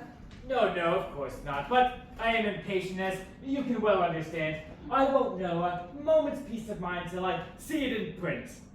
Well, it will take quite a bit longer, right, Miss Laxton? I'm almost afraid it will. Oh, that's all right, my dear friends. Now, I must leave again, but I shall return. I don't mind returning twice, if necessary, with the matter so urgent. The welfare of the town at stake. It is no time to shirk trouble. Oh, there was one other thing I wanted to discuss with you. Can it not wait until a different time? Oh, I can sum it up in half a dozen words. It is only this. When my report is published tomorrow, and it is realized that I have been working the whole winter quietly for the welfare of the town. Yes, the doctor. I know what you're going to say. How it wasn't any more than my duty, my obvious duty as a citizen. You know that as well as I, but my fellow citizens, you know. Good heavens, think of how highly all those good souls think of me. Yes, our townsfolk have had a very high opinion of you so far, Doctor. Yes, which is why I am afraid, and this is the main point, when this reaches them tomorrow, especially the poorer classes, and they hear what sounds like a summons to take the town's affairs into their own hands for the future. Doctor, I will not conceal from you the fact that what is... So there is something being on the wind. Well, I won't hear a word of it. Whatever it is, if there's something of that sort being set afoot, then... Of what sort, Doctor? Well, whatever sort it is. A demonstration in my honor. Or a banquet. Or a subscription list to a presentation of me. Whatever it is. You must promise me solemnly and faithfully that you will put a stop to it. You too, Mr. Aslaxon. Do Doctor, you hear me? sooner or later, we have to tell you the plain truth. Just as I thought. You too, Mrs. Stockman? What are you doing here, Catherine? Oh, I should think you know very well what I want. Won't you sit down? No, don't bother, thank you. And you mustn't be offended at my coming to fetch my husband. I am a wife and a mother, you know. Nonsense. We all know that about you, Catherine. Well, one wouldn't give you much credit or thought of your wife and daughter today. If you hadn't that, you wouldn't have gone and dragged us all into misfortune. Have you taken leave of your senses, Catherine? Just because a man has a wife and child, is he not to be allowed to proclaim the truth? Is he not to be allowed to be an actively useful citizen? Is he not to be allowed to perform a service for his native town and fellow citizens? Yes, Thomas. In reason. Just what I'm saying. Everything in moderation. And that is exactly where you wrong, Miss Hofstad, in enticing my husband away from his home and making a dupe of him in all of this. I am certainly not making a dupe out of anyone. Making a dupe of me? Do you suppose I would allow myself to be made a dupe of? It is just what you do. I know very well that you have more brains than anyone in this town, but you are extremely easily duped, Thomas. Please do realize that he loses his post at the Baths if you print what he has written. What? Well, look here, Doctor. No. I should like to see them try. No. They will take care not to. I've got the compact majority behind me. And that is just the worst of it all. You having such a horrid thing behind you. Don't be ridiculous, Catherine. Why don't you go home and take care of the household and leave me to take care of the community? How can you be so scared when I'm so confident and happy? The truth and the people will win out. I can already hear the broad-minded middle class marching like a victorious army. What the deuce is that hanging there? Oh, good Lord! The topmost pinnacle of authority. The mayor's hat. Oh, and the staff of office too. How and all that's wonderful. Well, look here, Doctor. I see. Peter was here, wasn't he? Trying to talk you over. Well, he made a mistake there. Oh, and when he saw me walking through the printing room, did he run away, Mr. Aslaxon? Yes, he did, Doctor. Ran away and left his hat and... Little sticks. Peter doesn't run away and leave his belongings behind. What the deuce have you done with him?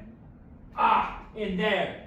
Now you shall see, Catherine. Thomas, please don't. Don't be rash, Doctor. Come out. What does this tomfoolery mean?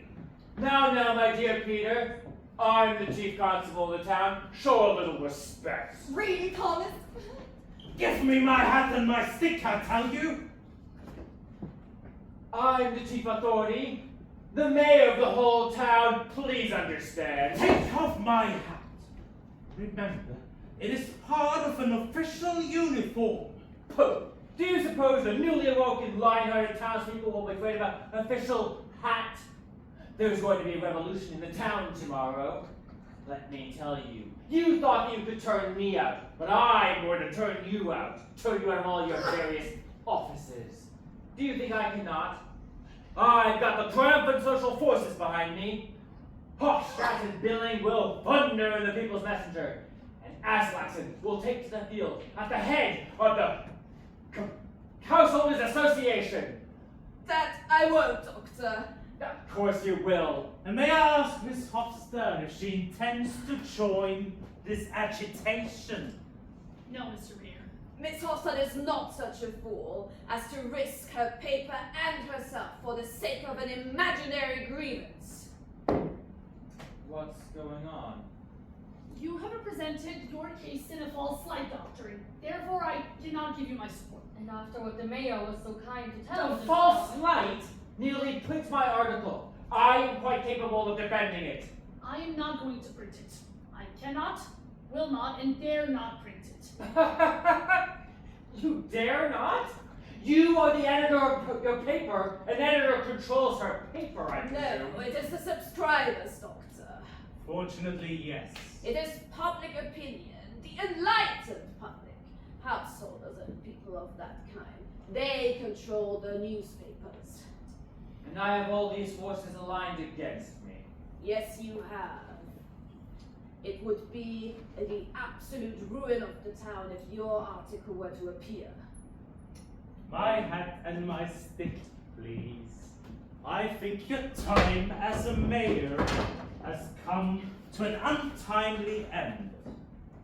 We have not yet reached an end, so it is quite impossible for you to print my article in the People's Messenger. Quite impossible. Out of regard for your family as well. Oh, you need not concern yourself over his family, Miss Hofstad. Thank you. For the guidance of the public, it shall be sufficient if this appears. It is an official statement. May I trouble you? I will see that it is printed. But not mine. Do you think that you can silence me and stifle the truth? You shall not find it so easy as you suppose. Mr. Aslaxon, kindly take my article and print it as a pamphlet at my expense. I shall have 400 copies. No, 500 or 600. If you gave me its weight in gold, I could not lend my press to print it. No, you won't find anywhere in town to have it printed. Then give it me back. It shall be made public all the same. I shall hire a town hall and meet it at a mass meeting of the townspeople. All of my fellow citizens shall hear the voice of truth. You will not find any public body in this town to give you use of their halls. Not a single one, I'm certain. No, I'm damned if you will find one. But how shameful! How can everyone turn against you like that? I'll tell you why. Because all the people in this town are old women like you. They only think of nothing but their families, and never of the community. Well then, I will show you that an old woman can be a man for once. I'm going to stand by you, Thomas. Bravely said, Catherine. It shall be made public, as I am the living soul. If I cannot hire a town hall, then I shall hire a drum, and parade through the whole town, and read it at every street corner. Surely you're not such an arrant fool as that! Yes, I am. You won't find a single man to go with you, Doctor. You most certainly won't. Don't give in, Thomas. Thank you, my dear. Now let us leave this place. We shall see if a pack of cowards can succeed in gaining a true patriot who wants to purify society. Now he has sent her out of her senses too.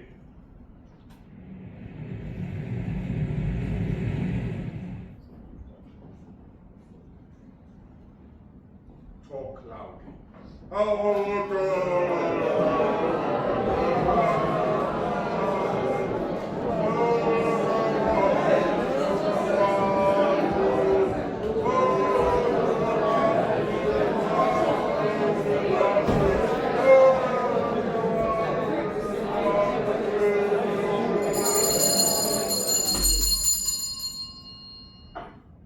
For various reasons, which I'm sure you will easily understand, I must beg to be excused.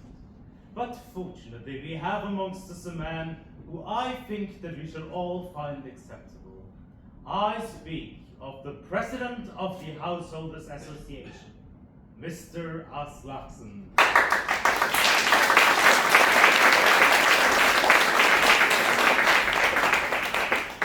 I should like to say a few brief words. I am a quiet and peaceable man who believes in discreet moderation and in moderate discretion. All my friends can bear witness to that.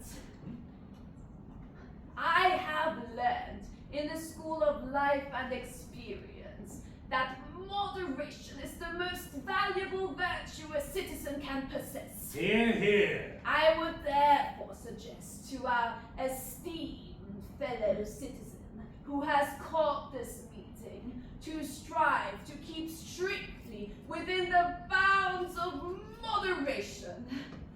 Does anyone wish to make any remarks? Mr. Chairman.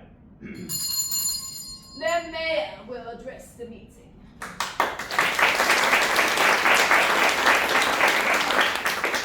My official position with regards to the baths, as well as my solicitude for the vital interests of the town, compel me to bring forward this motion.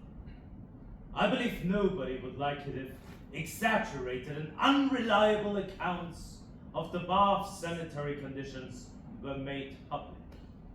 Therefore, I suggest that this meeting shall conclude that the medical officer of the baths is not allowed to either speak or to comment on his proposed lecture. What? Not allowed? What the devil? All right, carry on. In my message to the People's Messenger, I have laid out all the essential facts before the public. In this report, I have stated that the main result of the doctor's proposal would be to settle the ratepayers with an unnecessary expenditure of several thousands of pounds. Silence, please, gentlemen! I beg to support the mayor's motion. I agree that there must be something behind this agitation started by the doctor. He talks about the baths, but it is a revolution he's aiming at. He wants to have the administration of the town turned out.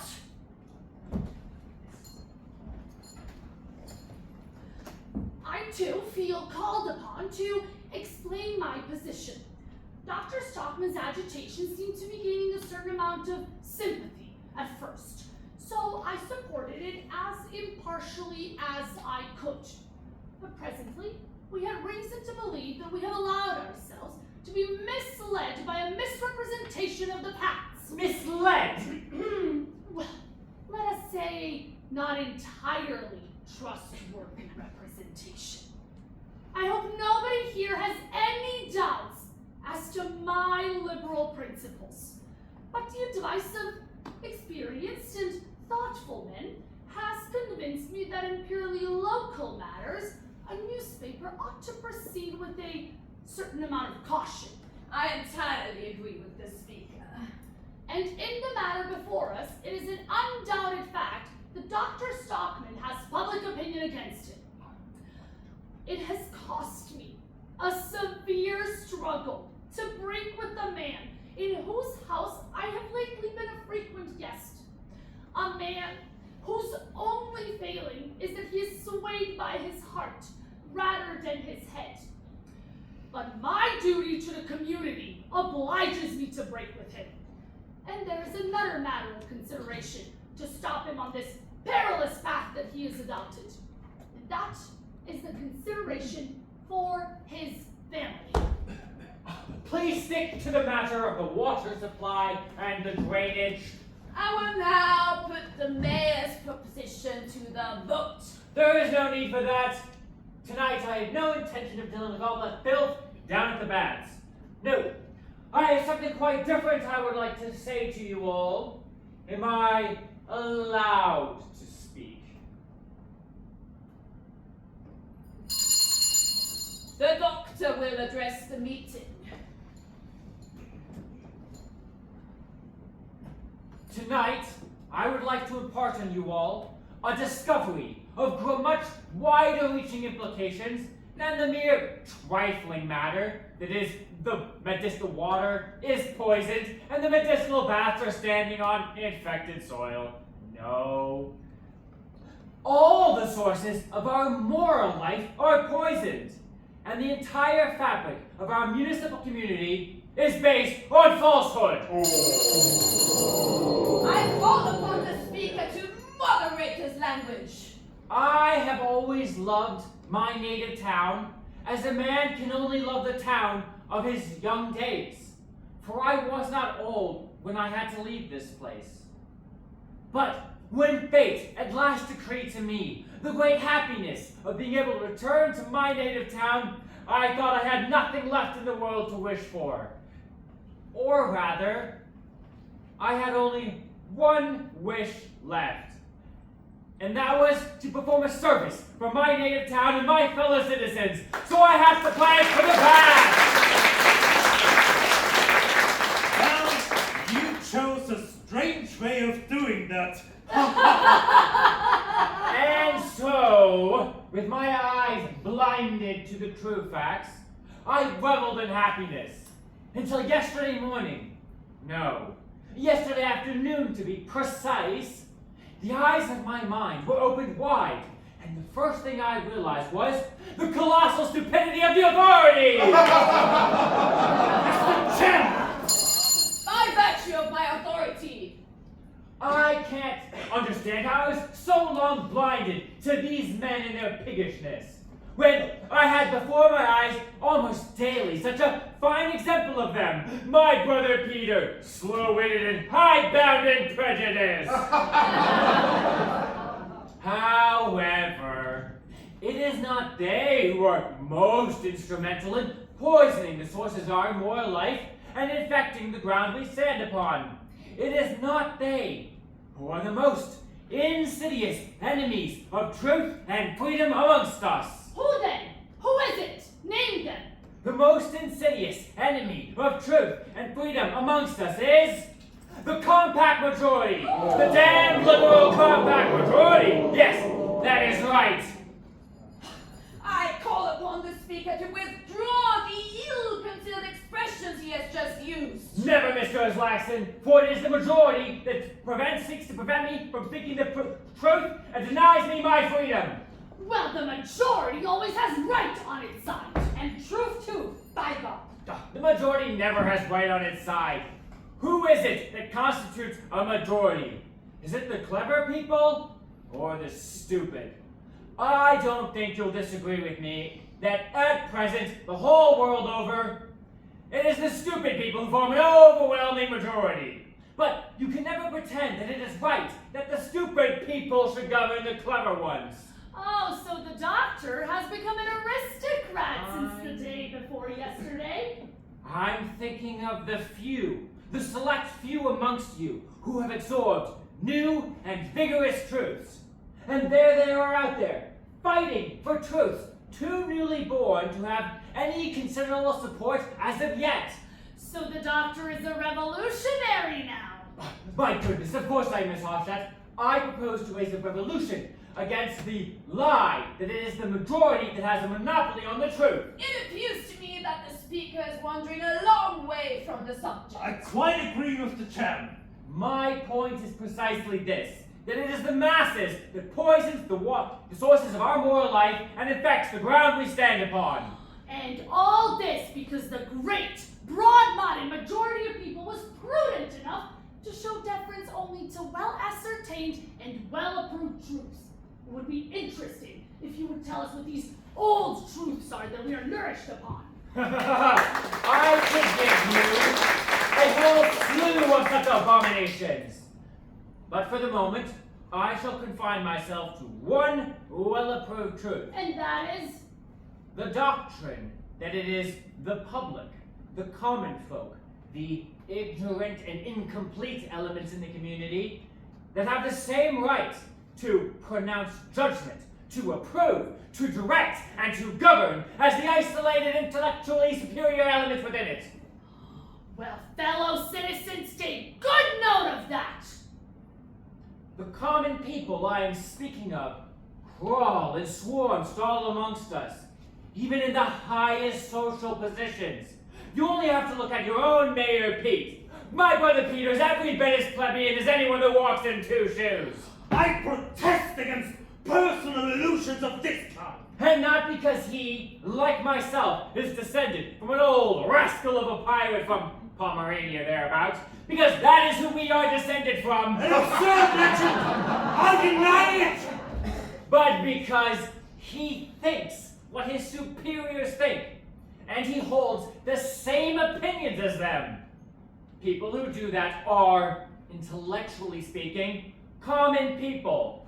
And that is why my brother, magnificent brother Peter, is in reality so very far from any distinction or at all liberal-minded. So it is only distinguished men that are liberal-minded in this country. Well, we are learning something quite new, Doctor. Yes, and that is why I find that it's inexcusable for the people's messenger, day in and day out, to proclaim the false doctrine that it is the masses that have a monopoly on broad-mindedness and morality, and that vice and culture and every form of intellectual depravity are the result of culture, just like all the filth that is draining the baths is the result of the tanneries of Involvedol. We cannot allow such offensive insinuations to be flung at our citizen community. Oh, then I shall go to the other town.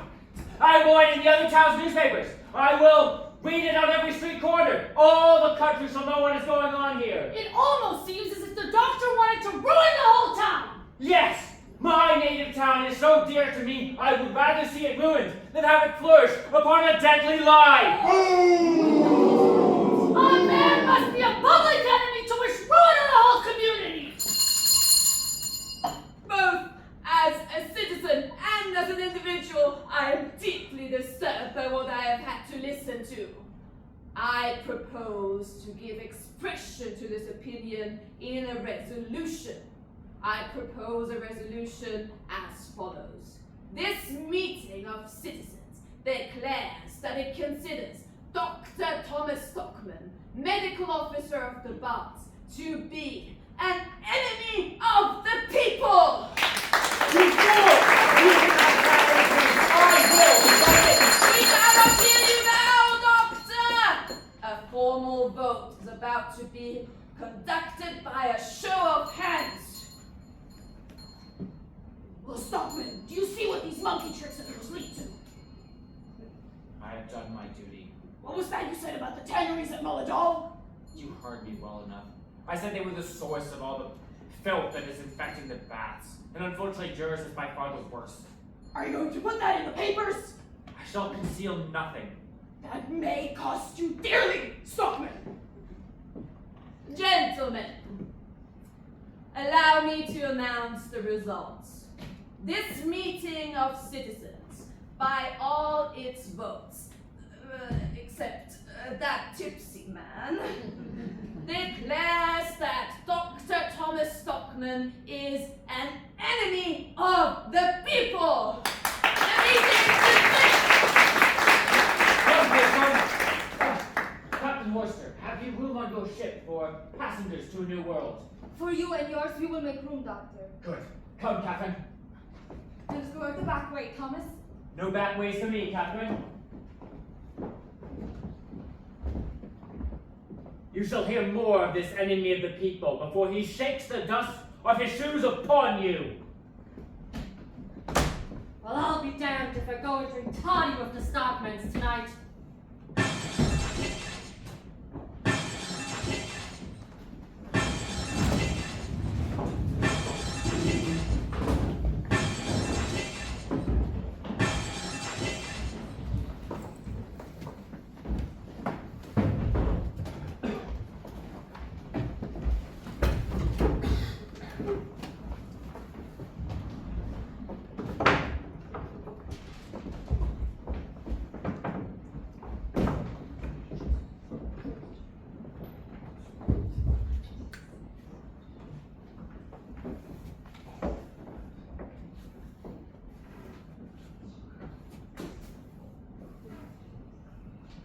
I have found another one. Oh, you should find a lot more, I expect. Look at the state of the place. Well, I shall treasure these stones as relics. Here's a letter for you, Thomas. A letter? Let's see.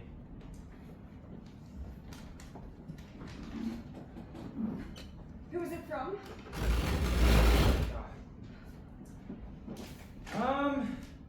From the landlord. Notice to quit. Is it possible? Such a nice man. Does not dare do otherwise, he says.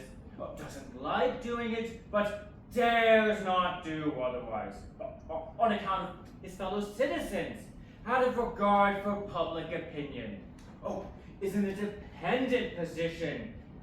Dares not offend certain influential men. There. You see, Thomas? I see well enough. The whole town is full of cowards. Everyone is too scared of everyone else to dare do anything. But we shouldn't have to worry about that anymore, Catherine. We're going to sail away to the new world. But dear Thomas, do you really think we are well advised to take this step?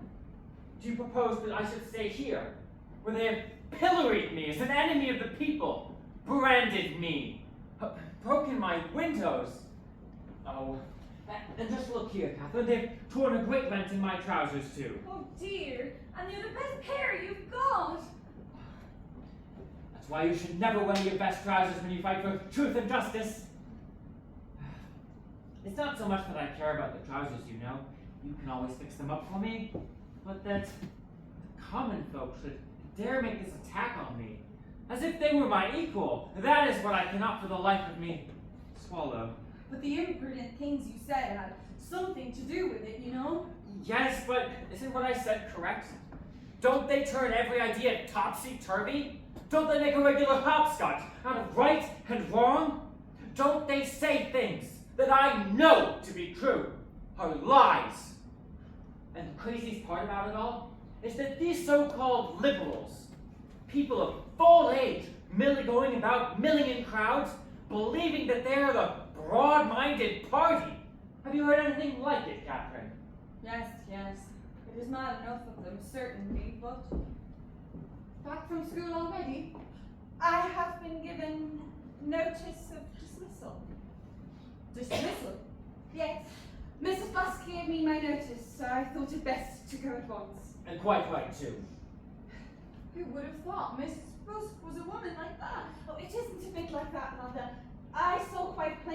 would hurt her to do so, but she did not dare do otherwise. So I got my notice. She did not dare do otherwise. It is delicious. Well, after the dreadful scenes last night. It is not just that, Mother. Listen to this. Well, Mrs. Busk showed me no less than 3 letters. anonymous, I suppose. Of course. Because they didn't dare risk signing their names, Catherine.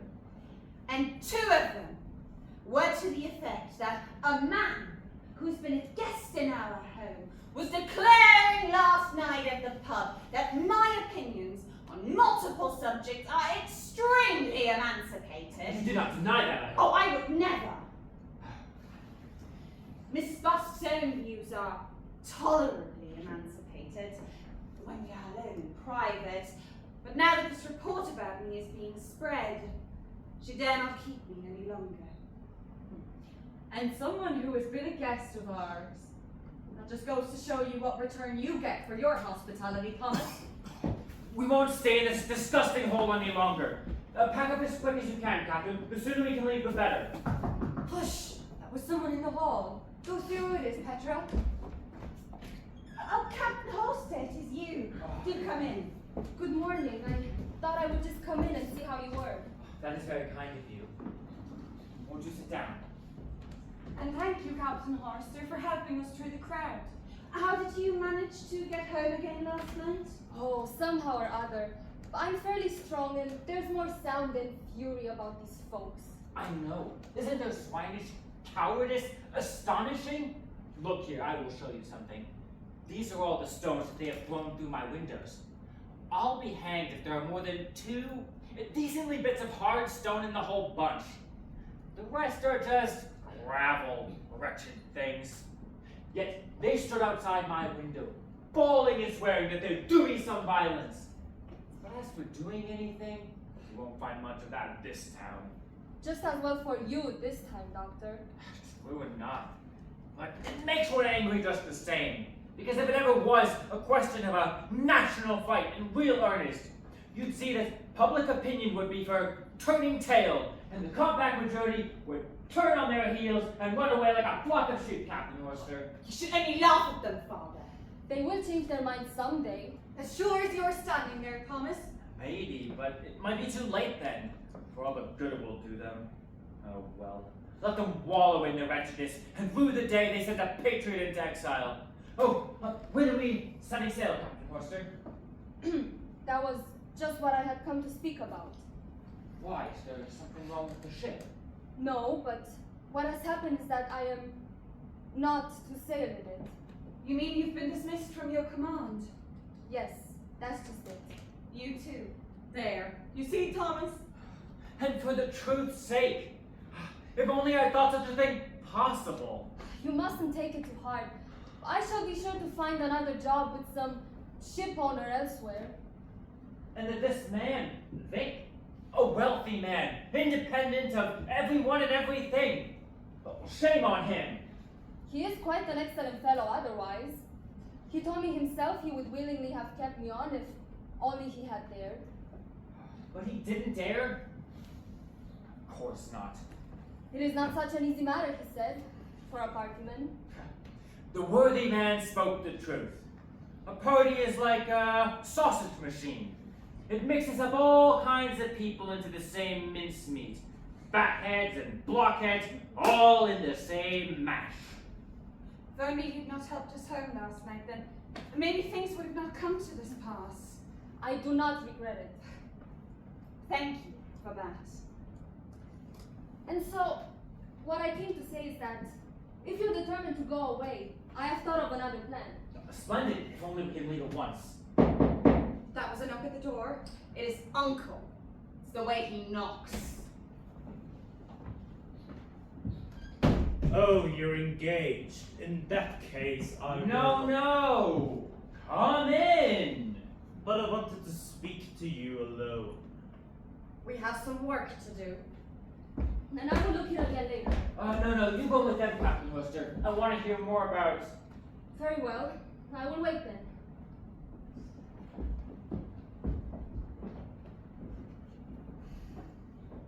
I dare say you find it rather drafty in here today. Put your hat on. Thank you, if I may. I think I caught a cold last night. I still Really? shivered. Well, I found it warm enough. I regret that it was not in my power to prevent those excesses last night. Do you have anything in particular to say to me besides that? I have a document for you from the Baths Committee. My dismissal. Yes. Effective as of today. It gives us great pain to do this, but to speak frankly, we didn't dare to do otherwise on account of public opinion. Did not dare to otherwise. I seem to have heard that before today. I must beg you to understand your position clearly. For the future, you must not count on finding any further practice in this town whatsoever. Devil take my practice. But why are you so certain of it? The Householders Association is circulating a list from house to house. Every right-minded citizen is being called upon to give up on employing you. And I can assure you that not a single head of family will risk refusing their signature. They simply dare not. No, I don't doubt it, but what then? Well, if you were open to my advice, I think it would be best to leave this place for a while. Yes, the propriety of leaving has occurred to me. Good. Then, if after 6 months of thinking things over, of mature consideration, if you would find it in yourself to write a few words of regret, acknowledging your previous errors. Oh, I might have my appointment restored to me, do you mean? Perhaps. It is not all that impossible. But what about public opinion then? Surely you don't dare do that on account of public feeling. Public opinion is an extremely mutable thing. And to be quite candid with you, it would be a matter of great importance for us to have some kind of admission from you in writing. Ah, so that is what you were after. I will just trouble to you to remember what I said to you recently about foxy tricks of that kind. Yes, but things were quite different then. Back then, you had reason to believe that you had the whole town at your back. Yes, and now I feel like I have the whole town on my back. I would not do it if I had the devil and his game on my back. Never, I tell you. Man with a family has no right to behave the way that you do, Thomas. You have no right to it. Oh, I have no right. No. There is only one thing that a free man has no right to do. Do you know what that is? No. Of course not. But I will tell you, a free man has no right to soil himself in filth. He has no right to behave in such a manner as to justify spitting in his own face. Yes. And that kind of thing would of course be extremely plausible if there was no other reason for your obstinacy. But as it turns out, there is. What do you mean? You know exactly what I mean. But as a man of discretion, and as your brother, I would advise you not to put too much hope on expectations and prospects that may so easily fail you. What the devil do you mean? Do you really ask me to believe that you are ignorant to the terms of Mr. Keel's will? As far as I know, the little bit that he has is to go to some institution for indigent old work people. How does that concern me? But in the first place, it is by no means a small amount that you're speaking of. Mr. Keel is a fairly wealthy man. I had no notion of that. Of course. And you also have no notion of the fact that a significant share of the wealth is going to you and to your wife, having a life rent of the capital. Has he never told you so? No, upon my honor. On the contrary, Peter, he has done nothing but fume at being so unconscionably heavily taxed. But are you quite certain of this, Peter? I have it from an absolutely reliable source. Oh, then thank God. Catherine is provided for, and Petra too. I must tell her at once. No, but Catherine, I don't say a word yet. What is the matter? Never mind. You can go back inside.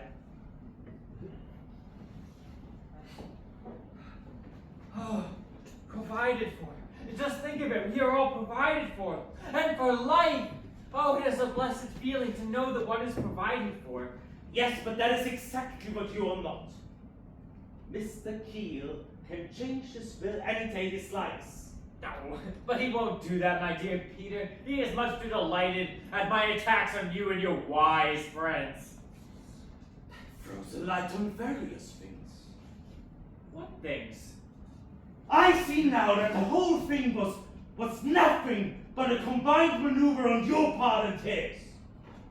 All these reckless, violent attacks against the leading man of this town, and under the pretense that it was in the name of truth. What about them? I see now that they were nothing but the stipulated price of a vindictive old man's will. Peter, you are by far the most disgusting plebeian I've ever met in all my life! All is over between us! Your dismissal is irrevocable! We have a weapon against you now! Goodbye! There's the door! For shame! Hush, Thomas! Be quiet! Father, Grandfather is here asking if he may speak to you alone. Oh, of course. Come in, Mr. Keel. Won't you sit down? What can I do for you? I won't sit. You look very comfortable here today, Thomas. Yes, don't we just? Yes, very comfortable. Plenty of fresh air. Your conscience must be in splendid order today, I should think. It is. So I should think. Do you know what I've got here? No? Well, take a look for yourself.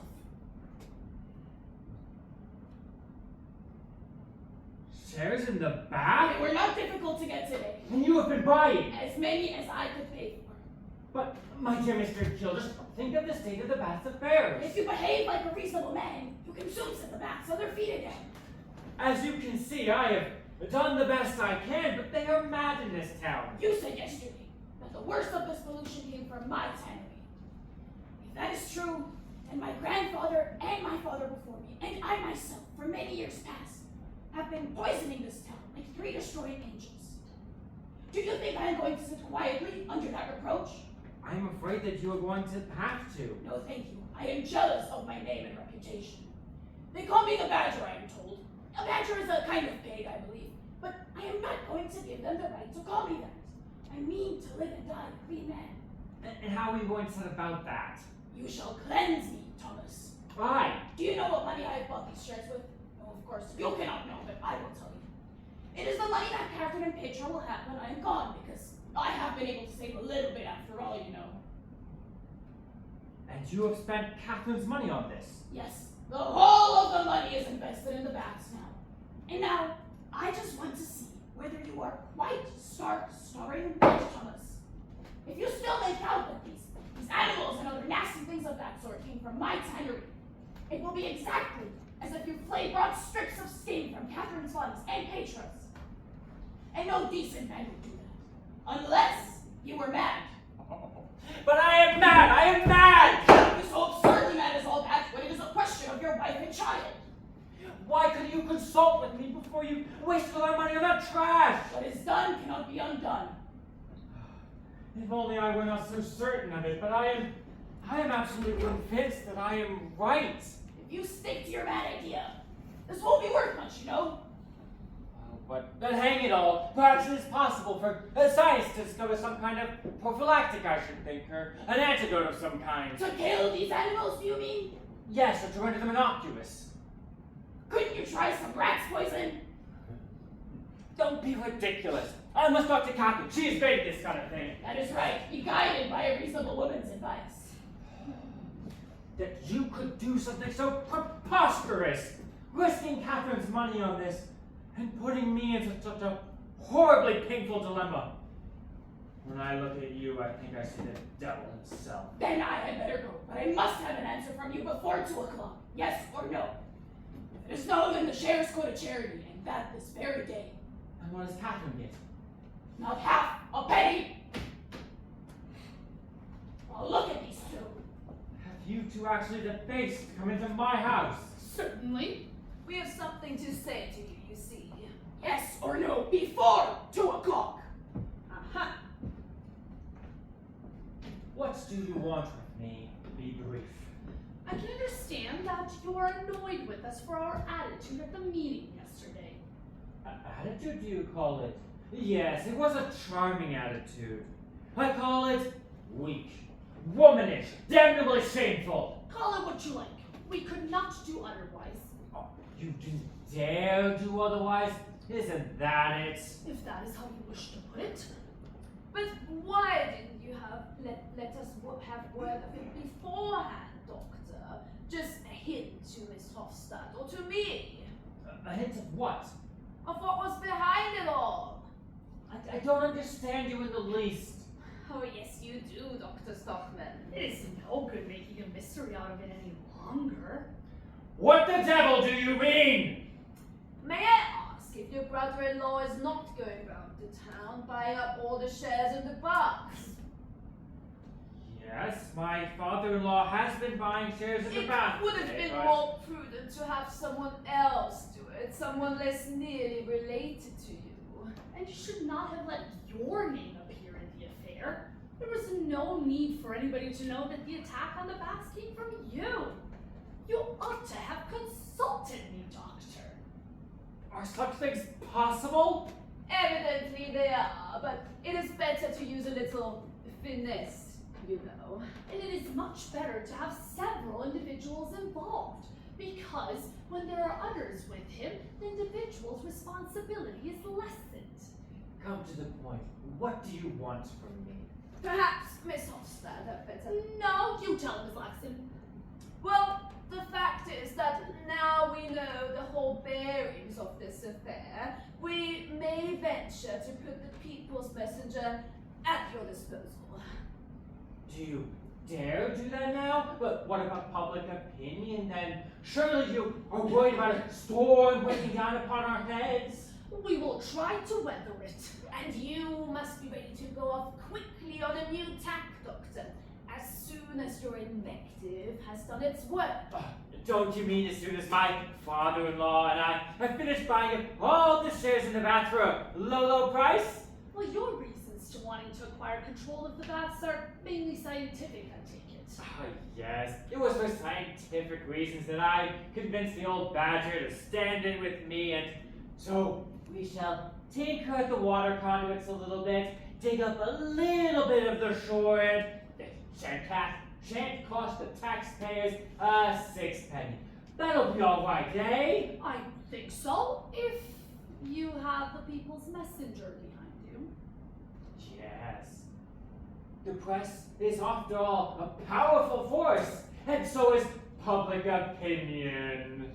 And you, Mr. S. Laxton, I suppose you'll be answerable for the Householders Association? Yes. Oh, and I am very ashamed to ask this, but what return would you two want? Oh, we should want to help you without anything in return whatsoever. You must believe that, but the People's Messenger is in a rather shaky condition. It doesn't go well, and I should be very unwilling to suspend the paper now when there's so much to do here in a political way. Yes, and that would be such a great tragedy for such a great friend of the people that you are. But I am the enemy of the people, remember? Where's my stick? Where the devil did I put my stick? Surely you would never. And what if I don't give you a single sixpence out of it all? Money is not so easy to get out of us rich folks. Please do remember. And you please remember that this matter of the bat shares can be represented in 2 ways.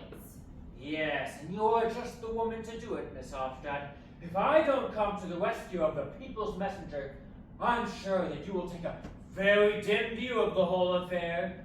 Well, I can well imagine you'll try to hunt me down, pursue me, try to throttle me like a dog does a hare. It is a natural law. Every animal must fight for its own livelihood. And get its food where it can, you know. Then you can go and look for yours in the gutter. Because I'm going to show you which of us three is the strongest animal! Out of the window with you! Take care of what you're doing with the umbrella! Surely you don't mean to use any violence! Out of the window with you, Mr. Hofstad! You'll have to jump sooner or later! Moderation! I'm a delicate man, I can stand so little! Help! Richard comes! What's in the gutter with you? An attack on an innocent woman! If I call you all to witness! If only I knew my way about here! Control yourself, Thomas. Good heavens, they have escaped after all. What did they want you to do? I shall tell you that later on. For now, I have something else I need to think about. Now, let's see.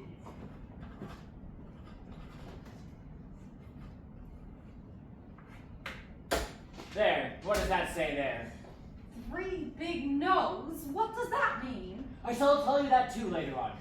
Petra, take that, give it to me, and have her rush over the old badger as quick as you can. Hurry up now. Well, I think I've had a visit from every one of the devil's messengers today. So now, I shall sharpen my pencil so I can feel its point. I shall dip it in venom and gall. I shall hurl my ink pot at their heads.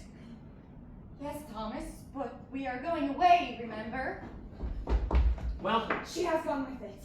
going away, did you say? No, I'll be hanged if we're going away. We're going to stay right here, Catherine. Stay here. Here? In the town? Yes, here is where the battlefield will be. Here is where the fight shall be. Here is where I shall triumph. As soon as I've had my trousers sewn up, I will go out and look for a new house. We must have a roof over our heads for the winter. That you shall have in my house. Can I? Yes, quite well. But I have plenty of room. I'm almost never at home. Oh, thank you, Captain. Thank you, Captain Horster. Thank you, thank you. That is one trouble solved. And now I can set about my real work in earnest at once. There's an endless amount of things to look out around here, Catherine. But luckily, I shall have all my time at my disposal, as I've been dismissed from the baths, you know. Yes, I expected that one. And they want to take my practice from me too. Let them. I always have the poor people to fall back upon, those that don't pay anything anyways. And they do need me the most. But by Jove, they shall have to listen to me. I shall preach to them in season and out of season, as it says somewhere. But dear Thomas, I should have thought that past events had taught you what use it is to preach.